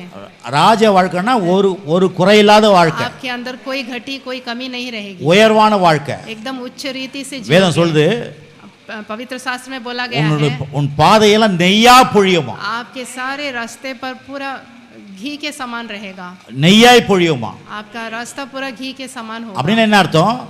इसका मतलब क्या है? நெய் வந்து உயர்தரமான வாழ்க்கை. जैसे घी को हम एकदम उच्च पदार्थ बोलते हैं। கடவுள் நான் சொல்றேன் இந்த இன்னைக்கு திருமண நாளை இன்னைக்கு சபல் செலிப்ரேட் பண்ற உங்களுக்கு சொல்ற கர்த்தர் உங்க வாழ்க்கையை நெய்யை போல உங்க வாழ்க்கை மணக்கும். आपके जीवन को भी एकदम घी के समान ही सुगंधित बनाएंगे। आमीन। पूजा और डैनियल को சொல்லுவாங்களே நெய் போட்டுக்கிறாங்கப்பா ஸ்வீட்ல. हम बोलते हैं ना मिठाई में बहुत घी डाला है। உங்க குடும்பம் உங்க வாழ்க்கை மணக்கும். ऐसे ही आपका परिवार आपका जीवन भी सुगंधित அப்படி होगा। வாசனை அடிக்கிற மாதிரி உங்க வாழ்க்கை ऐसा ஆக்குவார். सुगंधित बनेंगे आप। நான் சொல்ல கடவுளுடைய வார்த்தை சொல்லுது. ये वचन बोल रहा है ऐसा। கட்டாத வீட்டு நடாத திராட்சை தோட்டம் ஒலிவ தோப்புகள் बिना बनाए जो घर भरे हुए अच्छे पदार्थों से भरे அப்படின்னா हुआ घर, வீடு நிறைஞ்ச எதுவும் வீட்டு கொள்ளாத அளவுக்கு கடவுள் உங்க வாழ்க்கையில் நிறைய வஸ்துக்களை கொடுப்பார். आपके घर भरे पूरे रहेंगे, इतने पदार्थ देंगे। இதுக்கெல்லாம் சாட்சி நான். इसका तो गवाही मैं दूंगा। எனக்கு ஒரு சைக்கிள் கூட இல்லாத இருந்தேன். मेरे पास एक साइकिल भी नहीं था। எனக்கு எவ்வளோ காரியங்களை செஞ்சிருக்காரு. अभी तो इतना अच्छा कार्य मेरे जीवन में அதான் हुआ। போன வாரம் கூட சொன்னல, मैंने पिछले हफ्ते भी बोला था। ஒரு ஏழைக்கு இந்த மாதிரி நிறைய ஏழைகளுக்கெல்லாம் நாம் கொடுக்குறோம். मैं बहुत गरीबों के लिए दान देता हूँ। கர்த்தர் மாற்றி இருக்கிறாரு. मेरे स्थिति को अभी बदल அதே दिया நேரத்தில் है। நெருக்கடி நேரத்தில் உதவி செய்கிறார். उसी तरह परेशानी के टाइम में भी मुझे मेरी போன सहायता करते வாரத்துக்கு हैं। 2 வாரமா 2 हफ्ते से திங்கக்கிழமையிலேருந்து எனக்கு காசே இல்லை. सोमवार से मेरे पास पैसा नहीं था। போன திங்கக்கிழமை இந்த திங்கக்கிழமைலாம். पिछले सोमवार को और ये सोमवार को भी। ஆனால் ஒவ்வொரு நாளும் எனக்கு என்னென்ன வேணுமோ அத்தனையும் கிடச்சிது. लेकिन एक एक दिन भी मुझे क्या क्या ज़रूरत था सब कुछ मुझे मिला। போன வாரத்துக்கு முதல் வாரம் 3 நாள் நான் வெளியே மீட்டிங்கு போனோம். पिछले हफ्ते से पहले हफ्ता मैं 3 दिन में मीटिंग में बाहर चला गया। சாம் தான் வந்து டிரைவிங் பண்ணுவார் காரு. सैमी कार ड्राइव அவரும் करते சென்னை இங்கே ஊரில் இல்லை. थे। वो भी यहाँ पर नहीं थे। நான் ரொம்ப நாள் ஆச்சு கார் டிரைவிங் பண்ணி. मैं कार ड्राइव करके बहुत दिन हो गया ஆனால் था। பாஸ்டர் அழைச்சின்னு போனேன். मैं पास्टरमा को लेके चला சொல்லினே गया था। போனேன், मैं बताते हुए ஆண்டவரே गया எனக்கு था। கார் ஓட்ட கற்றுக் கொடுங்கன்னு. मुझे कार चलाने के लिए सिखाइए प्रभु करके बोलते गया मैं। கேட்கணும், आप पूछना है प्रभु எனக்கு से। கார் ஓட்ட தெரியும்னு சொல்லணும், கார் ஓட்ட கற்றுக் கொடுங்கப்பா. मुझे सिखाइए करके बोलना है, पूछना है प्रभु से। கேளுங்க, டெய்லி கற்றுக் रोज கொடுங்கன்னு கேளுங்க. पूछिए। டெய்லி என்ன உங்களுக்கு எல்லாம் தெரிஞ்சாலும் கேளுங்க அவர்கிட்ட, आपको कितना भी ஐயா मालूम எனக்கு இதை होने கற்றுக் से கொடுங்க. भी आप पूछिए प्रभु से, मुझे सिखाइए करके। அழகா போன வாரம் ஃபுல்லாக போயிட்டு வெளியெல்லாம் போயிட்டு मैं வந்தேன். बाहर जाके आया कार लेके। தேவையான பணங்கள் அந்தந்த நாளில் கிடச்சிது. जितना मुझे जरूरत था पूरा उसका धन भी मुझे मिला। அப்போ நான் போயிட்டு வந்து சொல்லுவேன். मैं जाके போன வாரம் கூட आके போன வேலைக்கிழமை கூட मैं गुरुवार के दिन भी आया நீங்கள் था। சிரிப்பீங்க நான் சொன்னா. मैं बोलने से आप हंसेंगे। மதியானம் ஆச்சு, ஒரு दोपहर மதியானம் को ஆண்டவரே காலையில் எனக்கு நல்லா முடியெல்லாம் வெட்டி விட்டீங்கப்பா, கர்த்தருக்கு ஸ்தோத்திரம். அது காசு கொடுத்தாரு. मुझे मेरे बाल कट करने के लिए भी मुझे पैसा दिए प्रभु। அப்பளம் வாங்கின்னு வந்தேன்ப்பா, அப்பளம் வாங்கிறதுக்காக मैं கர்த்தருக்கு जाके ஸ்தோத்திரம். पापड़ खरीद के आया, उसके लिए भी मुझे पैसा दिए। ஏன்னா தேவன் சின்ன சின்ன காரியத்தை கூட நம்ம நன்றி நினைக்கணும். छोटे से छोटा काम भी हमारे लिए करवाएंगे प्रभु। இருக்கிறீங்களா? आप हैं? போன 2 நாளைக்கு முன்னே 2 दिन पहले ஒருத்தர் நேற்று ஒரு ஃபங்க்ஷன் போயிட்டு வந்தோம். एक फंक्शन पे जाके आए हम, நோட்டீஸ் கொடுத்துட்டு போனாங்க. वो हमें इनवाइट किए थे. நோட்டீஸ் கொடுத்தாலும் என்ன அர்த்தம்? नोटिस का मतलब क्या நோட்டீஸ் है? வீட்டுக்கு வந்துச்சுன்னா என்ன அர்த்தம்? अगर नोटिस रखने से क्या करना है? சார் சொல்லுங்க சார். हाँ, बोलिए. நோட்டீஸ் வீட்டுக்கு வந்துச்சுன்னா என்ன பண்ணணும்? अगर हम नोटिस रखने से, कोई इनविटेशन रखने से क्या करते हैं? சும்மா போய் சாப்பிட்டு வந்துருவீங்களா? मुफ्त में जो कि जाके थोड़ी खाना खा के आएंगे. நோட்டீஸ் வீட்டுக்கு எத்தனை நோட்டீஸ் வருதோ அத்தனை வச்சு 1000 500ன்னு जितना इनविटेशन हमारे घर में आता है उतना जाके हम गिफ्ट भी खरीदते அது வேற கொடுத்துட்டு போனவங்க எப்படி கொடுத்துட்டு போனாங்க? वो दे के जाने वाले कैसे दे தட்டை வாங்கிட்டு வந்துட்டாங்க. वो बहुत बड़ा प्लेट में, அதுல பழங்களை வச்சுட்டாங்க, उसमें फल फूल रखे, ஸ்வீட்டை வச்சுட்டாங்க, स्वीट रखे, பழங்கள்லாம் நிறைஞ்சு இருக்குது, पूरे फल पूरा भरा हुआ था, ஸ்வீட் வேற இருக்குது, स्वीट भी रखे दिए, வந்து மேல நோட்டீஸ் இருக்குது. उसके ऊपर इनविटेशन பாஸ்டர்மா வாங்க நின்னு வச்சு ஜெபம் பண்ணி வாங்குறான். पास्टर अम्मा को बुला के रखे, प्रार्थना करके दिए. நான் வாங்கும் போதே யோசிச்சேன், ஆண்டவரே நாளைக்கு போய் நாளைக்கு எழுதணுமே. मैं जाके इनविटेशन लेने के टाइम में सोचा था சும்மா கூட இல்லை, இவ்வளோத்தையும் வாங்கி வச்சுட்டு சும்மா போய் வர முடியுமா? इतना बड़ा वो थाली लेने के बाद हम जाके ऐसे थोड़ी खा के आ सकते हैं. ஆனா தேவன் எனக்கு ஒவ்வொரு நாளும் உதவி செய்யறார். लेकिन प्रभु मुझे एक एक दिन भी मेरे நான் जरूरत போன வாரத்துல 3 நாளா मैं 3 दिन पिछले கார் எடுத்துன்னு போவேன். मैं कार लेके गया था, ஒரு கொஞ்சமா தான் பெட்ரோல் போட்டு போவேன். थोड़ा ही पेट्रोल डाल के जाता था. பெட்ரோல் அந்த நீடல் காமிக்காது. वो पेट्रोल वो नीडल नहीं दिखाता था. சரி போட்டுனே 3 நாள் டெய்லி போட்டுனே போனேன். 3 दिन मैं ऐसे थोड़ा पेट्रोल डाल के जाता था. திருப்பி நேத்துக்கு போறப்போ कल फिर से जाने के टाइम டெய்லி போடுறப்ப நீடல் காமிக்க மாட்டேங்குது. रोज मैं पेट्रोल डालता हूँ फिर भी वो नीडल ஆனா नहीं போயிட்டு வரதுக்கு சரியா दिखाता தான் இருக்குது. है. लेकिन आने आके जाने तक तो சரி ठीक ही है. நேத்துக்கு கொஞ்சமா போட்டோம்.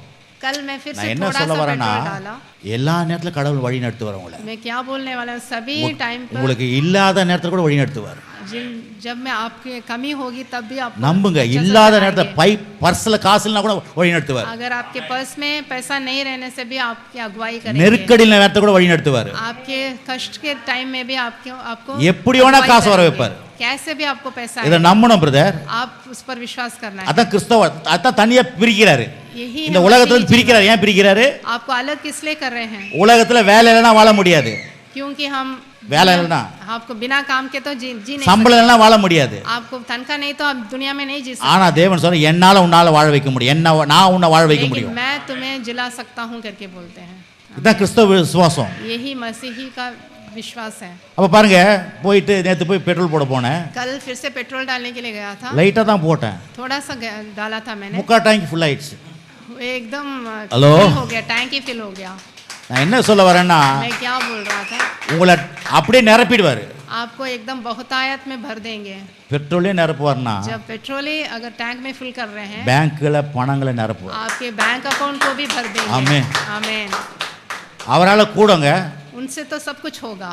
அவர் செங்கடலையும் பிளப்பாரு. वो तो लाल समुद्र को भी 2 भाग कर யோர்தானையும் கடக்க வைப்பாரு. सकते हैं. वो योर्दान को भी आप पार कराएंगे. வானத்துல இருந்து மன்னா சாப்பிட கொடுப்பாரு. वो आकाश से आपको मन्ना दिलाएंगे. தண்ணீரை திராட்சை ரசமா மாத்துவாரு. आप पानी को दाखरस बना देंगे. உங்க வாழ்க்கையில இருக்கிற காரியத்தை மாத்துவார். आपके जीवन में भी सब कुछ बदल देंगे. ஆகவே விசுவாசிங்க. आप विश्वास அப்ப कीजिए. என்ன பண்ணோம்? குழந்தைகளை எப்படி வளர்க்கணும்? आप बच्चों को कैसा पालना है.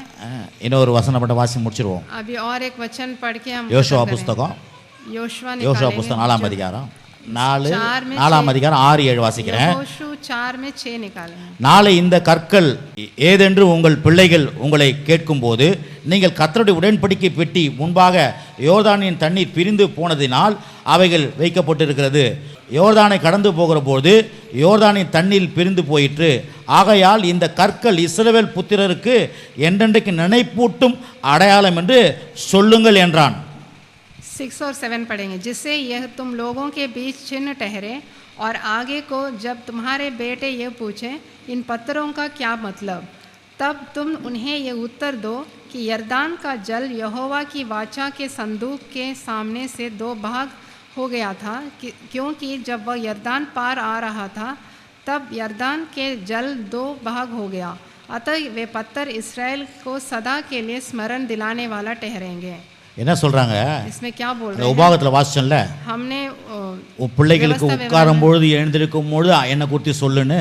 आप अपने बाल बच्चों को उठने के टाइम भी बैठने के टाइम भी मेरे बारे में बोलो करके அதுக்கு தான் கடவுள் बोला था। நமக்கு அவர் சந்ததியை கொடுக்குறாரு. इसलिए परमेश्वर हमें संतान दे रहे இங்க हैं। சொல்றாங்க, यहाँ पर बोला गया है யோர்தானை கடந்துட்டாங்க, यर्दान, जब यर्दान को पार कर दिए, அங்கிருந்து ஒரு 12 கல் எடுத்துக்கோ, கோத்திரத்துக்கு ஒரு கல்லு, கோத்திரத்துக்கு ஒரு கல்லு, वहाँ से 12 पत्थर निकालो, 12 கல் எடுத்துக்கோ, वैसे 12 पत्थर निकाल அதை लेना, எடுத்துன்னு போய் அவங்க எங்க ஏரியால அதை நட்டு வை.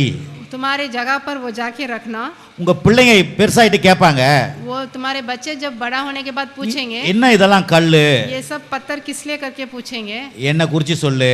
तब मेरे बारे में मेरा स्मरण நம்ம करना। கடவுள் நம்மளை எப்படிலாம் காப்பாற்றி வந்தான்னு சொல்லு. हमारा परमेश्वर हमें किस तरह बचा के लेके आए करके तुम अपने बच्चों को बोलो। இதை வாசிக்கும் போது என்ன தெரியுது? ये पढ़ने के टाइम क्या समझ में தாய் आता தப்பு है? நம்ம பிள்ளைங்களை எப்படி வளர்க்கணும்னா கடவுளுடைய நோக்கத்துக்காக வளர்க்கணும்ன்றார். இதை माता पिता अपने बच्चों को परमेश्वर के मकसद पूरा करने के लिए पालना है। குழந்தை எதுக்காக கொடுக்குற கர்த்தர்? बच्चों को किस लिए दे रहे हैं परमेश्वर? அவருடைய சந்ததி அது. वो परमेश्वर का वंश है। ஆகதான் திருமணம் ஆனவங்க, जो जिनका विवाह हो गया है, திருமணம் ஆக போறவங்க, जिनका विवाह होने वाला है, திருமணம் ஆனவங்க, ஏற்கனவே குழந்தை வச்சிருக்கிறவங்க, जिनका बाल बच्चे हैं वो भी உங்க பிள்ளைகளுக்கு தேவனை குறித்து சொல்லித்தான். आपके बच्चों को परमेश्वर के बारे में सिखाइए। அப்படின்னா எனக்கே தேவனை குறித்து தெரியணுமே. तब तो हमारे लिए भी हम तो सीखना है। நீங்க தெரிஞ்சீங்க, पहले आप सीख लीजिए, உங்க பிள்ளைங்களுக்கு சொல்லி கொடுங்க. फिर अपने बच्चों को ஏன்னா पढ़ाइए। நீ அவரால வந்ததுன்னு சொல்லணும். क्योंकि हाँ आप परमेश्वर की वजह से आए हैं கடவுளால करके பிறந்த நீ, क्योंकि आप परमेश्वर की वजह से जिलाए गए हैं। கடவுள் தான் எனக்கு உனக்கு ஒரு குழந்தைய கொடுத்தாரு, परमेश्वर ही आपको बच्चे நீ दिए हैं। கடவுளுக்காக வாழணும், तुम परमेश्वर के लिए जीना है करके அப்படி बोलना நீங்க है। சொல்லணும். ऐसे तुम बोलना है। முடிக்கிறேன். अभी मैं खत्म பாருங்க, करने वाला हूँ। நிறைய வசனம் இருக்குது. अभी और भी वचन है। 112 சங்கீதத்துல கூட சொல்லப்பட்டிருக்குது, 112 में भी बोला गया है भजन உங்க संगीता, வம்சம் ஆசீர்வதிக்கப்படும், आपका वंश आशीष पाएगा करके बोला गया உங்க है। சந்ததி பலத்திருக்கும். आपके पीढ़ी बलवंत होगा करके बोला गया है। 115:14 சொல்லுது, 115 और 16 में बोला गया है। உன் பிள்ளைகளை கர்த்தர் வர்த்திக்க பண்ணுவார். तुम्हारे बच्चों को और भी बढ़ाएंगे करके बोला गया है उसमें ஆ, वचन। பாத்தீங்கன்னா இன்னொரு வசனம் சொல்லுது, और एक वचन है ஏசாயா புஸ்தகம் 44:3 சொல்லுது, यशाया 43:3 में बोला गया है, உன் பிள்ளைகள் கர்த்தரால் போதிக்கப்பட்டிருப்பார்கள். तुम्हारे பிள்ளைகள் கர்த்தரால் तुम्हारे போதிக்கப்பட்டிருப்பார்கள். बच्चे परमेश्वर से ज्ञान प्राप्त करेंगे। அது மாத்திரம் இல்ல, உன் பிள்ளைகள் மேல் ஆவியும் ஆசீர்வாதத்தையும் ஊற்றுவேன்னு சொல்கிறார். तुम्हारे बच्चों पर आत्मा को उंडेलूंगा करके बोला गया है। எல்லாம் உங்க பிள்ளைகள் மேல ஆசீர்வாதம். तुम्हारे बच्चों पर, तुम्हारे वंश पर आशीष उंडेल। கடைசியா ஒரே ஒரு வசனம் மட்டும் வாசிப்போம். अभी और एक वचन पढ़ेंगे, ஏசாயா புஸ்தகம் 60:3. यशाया 63 पढ़ेंगे। உங்க வம்சம் எப்படிப்பட்டதா இருக்குமா? यशाया 63, உங்க வம்சம் எப்படிப்பட்டதா இருக்குமா? आपका वंश कैसा रहेगा? இங்க சொல்றாரு, உங்க வம்சம் சாதாரண வம்சம் கிடையாது. तुम्हारा वंश साधारण वंश नहीं உங்க है। வம்சத்துல ராஜாக்கள் தோன்றுவாங்க. तुम्हारे वंश में राजा उत्पन्न होंगे। ஹலோ, आमेन। நீங்க இன்னைக்கு சாதாரண ஆளா இருக்கலாம்பா, अभी तो तुम साधारण लोग ஆனா தேவன் சொன்னா रहेंगे, உன் வம்சத்துல ராஜாக்கள் தோன்றுவார்கள். लेकिन तुम्हारे परमेश्वर बोल रहे हैं तुम्हारे वंश में राजा उत्पन्न होंगे। 3, उसमें 3 पढ़ेंगे, यशाया 63 पढ़ेंगे। உன் வெளிச்சத்திடத்துக்கு ஜாதிகளும் உதிக்கிற உன் ஒளியிடத்திற்கு ராஜாக்கள் நடந்து வருவார்கள். जाति जाति तेरे पास प्रकाश के लिए और राजा तेरे आरोहण के प्रताप की ओर आएंगे।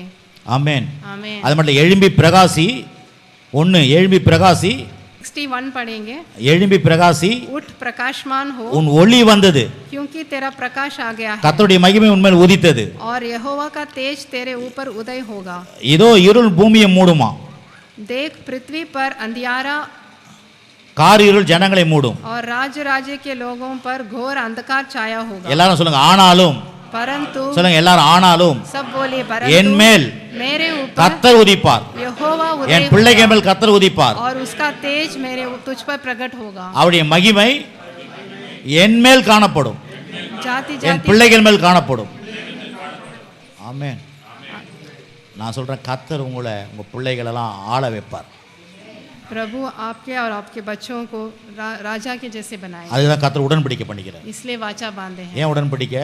किसलिए वो वाचा இந்த बांधा? கல்வாரி உடன்படிக்கையின் மூலமாக ये क्रूस के वाचा की உங்களுக்கு वजह से அற்புதமான ஒரு சந்ததியை கொடுக்குறாரு. आपको अद्भुत रूप से एक அந்த वंश दे रहे நீங்க हैं। இன்னைக்கு சாதாரண ஆளா இருக்கலாம், अभी तो आप साधारण ஆனா இந்த ஆண்டவர் लोग விசுவாசிக்க रहेंगे, விசுவாசிக்க लेकिन अभी आप परमेश्वर के ऊपर विश्वास करने உங்க से சந்ததி ஆளக்கூடியவரா இருப்பாங்க. आपका वंश तो एकदम राजा के जैसे बनेंगे। உங்களை ஆளத்தான் கடவுள் உண்டாக்குனார். इसलिए अब परमेश्वर ने आपको बनाया है। ஆதாம் ஏவாளையும் உண்டாக்கிட்டா தான் சொன்னாரு. आदम हव्वा को बनाकर परमेश्वर ने यही बोला था, ஆளக்கடவர்கள் आप तो ஆளக்கடவர்கள் आप तो राज्य करेंगे करके। ஹலோ, आमेन। ஆளக்கடவர்கள் आप राज्य करेंगे। சொல்லுங்க, நான் ஆளக்கடவன். मैं राज्य करूंगा। ஆள்றதுனா என்ன? राज्य करने का मतलब क्या है? இப்படி மேலே ஏறி அப்படின்றது இல்லை. ऊपर खड़े होकर डांटना नहीं है।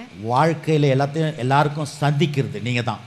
आप अपने जीवन में सब कुछ आप देख உங்க सकेंगे। குடும்பத்துக்கு எது வேணும்னாலும் आपके परिवार के लिए जो कुछ भी चाहिए ஒரு சந்திக்கக்கூடிய மனுஷனா நீங்க இருப்பீங்க. आप उसको निपट सकते உங்க हैं। குடும்பத்துக்கு என்ன வேணுமோ आपके परिवार के लिए जो உங்ககிட்ட कुछ भी கேட்டா चाहिए அது சந்திக்கப்படும் அப்படின்னு आपसे நம்பணும். पूछने से सब कुछ होगा, साकार होगा। அந்த விதத்துல உங்களை கர்த்தர் ஆளுகை செய்ய வைப்பார். उस तरह आप राज्य करेंगे। எங்க வீட்டுக்காரர்கிட்டயோ இல்லை என் குடும்பத்துல நான் கேட்டேன்னா இது இல்லைன்னு சொல்ல மாட்டாரு, அது கொடுப்பாரு அவரு. हम घर में घर वालों से पूछने से ये नहीं है करके कभी नहीं बोलेंगे। वो ஆளுகைன்னா அதான் அர்த்தம். यही है, इसका मतलब यही है राज्य का உங்க मतलब। வாழ்க்கைக்கு உங்க குடும்பத்துக்கு தேவையெல்லாம் சந்திக்கிற ஒரு மனுஷனா நீங்க இருப்பீங்க. आप अपने परिवार को जरूरतों को पूरा करने जैसे योग्य बनाएंगे। சந்திக்கிறது மாத்திரம் இல்ல, सिर्फ उसको மேலா செய்யக்கூடியவளா இருப்பீங்க. उसके भी अत्यधिक आप करेंगे। உதாரணம் சொல்லட்டுமா? उसका उदाहरण मैं இப்போ बोल रहा இன்னைக்கு हूं। முதலமைச்சர் ஆள்றாரு, अभी मुका स्टालिन। प्रधानमंत्री यहाँ पर मुका स्टालिन आ रहा है। मुख्यमंत्री यहाँ पर है। பிரதமர் ஆள்றாரு. प्रधानमंत्री எதுக்கு हैं। ஆள்றாங்க? किस लिए राज्य कर रहे हैं? நாட்டுக்கு தேவையான கரண்ட் அவங்க உற்பத்தி பண்றாங்க. क्योंकि देश के लिए जो भी करंट चाहिए उसको उत्पत्ति कर रहे हैं। நாட்டுக்கு தேவையான ஹாஸ்பிட்டல் ரெடி பண்ணி தராங்க. राज्य के लिए, हमारे राज्य के लिए जो कुछ भी अस्पताल चाहिए ரோடு வசதியை ரெடி பண்ணி தராங்க. रोड फैसिलिटी पूरा बना रहे हैं। போக்குவரத்து ரெடி பண்ணி தராங்க. हमारे ट्रांसपोर्ट फैसिलिटी पूरा बना रहे हैं। எல்லா காரியத்தையும் ஆளுகிறவர்கள் தான் ரெடி பண்ணி தராங்க. ये सब जो शासन कर रहे हैं वही कर पा रहे हैं। அதுக்கு தான் அவங்க ஆள்றது. इसलिए वो शासन कर रहे हैं। கடவுள் ஆள சொல்றாருன்னா என்ன அர்த்தம்? प्रभु உங்களை हमें शासन करने के लिए क्यों बोल रहे हैं? நீங்கள் எல்லாவற்றையும் சப்ளை பண்ணுகிற ஒரு மனுஷனா இருப்பீங்க எல்லாருக்கும். क्योंकि आप सारे जरूरतों को पूरा करने योग्य बनाएंगे। புரிஞ்சுக்கிட்டீங்களா ஆளுகைனா? इसका आप समझ में आ रहा है आपको? உங்ககிட்ட கேட்டா எல்லாத்தையும் நீங்க மற்றவங்களுக்கு செய்யக்கூடிய ஒரு மனுஷனா கடவுள் आपसे कोई உண்டாக்கி कुछ இருக்கிறார். पूछने से आप उनको देने जैसा बनाएंगे। ஆமென். आमेन। இன்னைக்கு விசேஷமா ஒரு நாள், என்ன நாள்? இன்னைக்கு அவங்க आज विशेष செலிப்ரேட் रूप से பண்றாங்க. டேனியல் பூஜா, डैनियल और पूजा, அவங்களுக்கு திருமணமாகி उनको विवाह हो ஏப்ரல் गया ஆச்சு, है। மே, ஜூன், ஜூலை, ஆகஸ்ட், செப்டம்பர், கிட்டத்தட்ட 5 மாசம் ஆகியிருக்குது. 5 महीना हो गया है। கடவுள் இது வரைக்கும் அவங்களை நடத்தியிருக்கிறாரு. उन्हें अच्छा चलाए। இன்னைக்கு ரொம்ப விசேஷமான வார்த்தை கேட்டுக்கிறாங்க. आज वह बहुत विशेष रूप से उन्होंने वचन भी सुना சந்ததினா है। என்ன? वंश के बारे में सुना है। தேவனுக்காக உண்டாக்குற ஒரு சந்ததி. परमेश्वर के लिए वंश बनाना है। கடவுள் வந்து எனக்கு சந்ததி பெற்றுக் கொடு. परमेश्वर पूछ रहे हैं मेरे लिए एक वंश पैदा करके दो करके। என் பேரை சொல்றதுக்கு ஒரு சந்ததி வேணும். मेरे नाम की महिमा करने के लिए एक वंश சொல்றாங்களா? चाहिए। அப்பன் பேரை சொல்றதுக்காக பிறந்தாமா இவன். जैसे बोलते हैं ना, संसार में पिता का नाम बोलने के लिए एक संतान चाहिए। அந்த அப்பா சொல்ற என் பேருக்காக ஒரு குழந்தை वैसे வேணும். परमेश्वर बोल रहे हैं मेरे नाम की महिमा करने के लिए एक वंश இந்த चाहिए। மனுஷங்கிட்ட இந்த வார்த்தை எப்படி திரும்ப வந்தது? ये मनुष्य के जुबान पे ऐसे बातें இப்ப कैसे என் आई? பேரை சொல்றதுக்கு என் பிள்ளைன்னு, मेरे नाम बोलने के लिए मेरे एक संतान चाहिए बोलते हैं ना, அதெல்லாம் அவர்கிட்ட இருந்து வந்தது. ये परमेश्वर से ही आया है उसको। அவர் தான் சொல்ற என் பேரை சொல்றதுக்கு ஒரு சந்ததி வேணும். जैसे परमेश्वर बोलते हैं ना, मेरे नाम की महिमा करने के लिए एक वंश चाहिए। அது உங்களை தான் நம்பி இருக்கிறார் கர்த்தர். परमेश्वर हमारे भरोसे पर हैं। டேனியலையும் பூஜாவை நம்புறாரு. डैनियल और पूजा के ऊपर भरोसा रखते हैं। நீங்க அவருக்காக ஒரு நல்ல சந்ததி உருவாக்குவீங்க. आप परमेश्वर के लिए एक अच्छा वंश पैदा करेंगे। அவருக்காக வளர்ப்பீங்கன்னு தெரியும் அவருக்கு. आप परमेश्वर के लिए पालेंगे पोसेंगे। அதுக்கேற்ற எல்லா விசுவாசத்தின் நம்பிக்கையும் தைரியத்தையும் உங்களுக்கு தருவார் அவர். सारे विश्वास और भरोसा और धैर्य भी आपको देंगे। இந்த உலகம் எப்படி இருந்தாலும் சரி, चाहे संसार कैसे भी हो। அவர் சொல்லுது நீங்க 2 பேர் இருக்கிறீங்க, वो बोल रहे हैं कि आप दोनों हैं, அவர் நடுவில் இருக்கிறாரு. परमेश्वर आपके बीच में है। சொல்லுது முப்பரி நூல் ஒரு நாள் ஆறாது. முப்பரி நூல் எல்லாம் வசனத்தில் இருக்குது. முப்பரி நூல் ஒரு நாள் ஆறாது.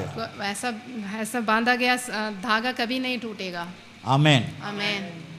அப்போ விசுவாசமா வாழுங்க. आप विश्वास में जी। கடவுளுக்காக ஒரு சந்ததியை பெற்றெடுத்து அவருக்கு வாழ வைங்க. அவருக்காக பிள்ளைய வளங்க. पैदा करके परमेश्वर के लिए आप पालिए पोसिए। நான் உங்களுக்கு மாத்திரம் சொல்லல, सिर्फ मैं उनके लिए नहीं बोल रहा हूँ, எங்களுடைய இளைய தலைமுறைக்கு தான் சொல்றேன். सारे जवान बच्चों के भी ये मैं बात எத்தனை பேர் இளைய தலைமுறை? कितने जवान बच्चे நிறைய हैं இருக்குங்க यहाँ இளைய पर? தலைமுறை. बहुत ஒருத்தர் लोग கவுந்துனுக்கிறார் ஜோசப், அவரும் இளைய தலைமுறை हैं। தான். सब लोग हैं यहाँ पर, बहुत உனக்கு கல்யாணம் ஆக போகுதுப்பா, जवान बच्चे உனக்கு அந்த நேரம் வந்துடும். உனக்கு எல்லாத்தையும் இங்கே கவிதா सभी के लिए बोल அங்கே रहा हूँ எல்லாம் இளைய தலைமுறைகளே सारे जवान बच्चे, கடவுளுக்காக ஒரு சந்ததியை நீங்க உருவாக்கு. आप परमेश्वर के लिए एक वंश आप उत्पन्न करना है। அதுக்கு தான் இயேசு உங்களோட வாழ்க்கையில வந்தார். इसलिए यीशु मसीह आपके जीवन में உலக வளர்க்குற மாதிரி வளர்க்கறதுக்கு आए। இல்ல. आप संसार के जैसे जैसे पाल रहे हैं वैसे नहीं पालना நீங்க है। வேற. हम लोग अलग हैं। ஆமென். आमीन। கடவுள் உங்களை ஆசீர்வதிப்பார். प्रभु आपको आशीष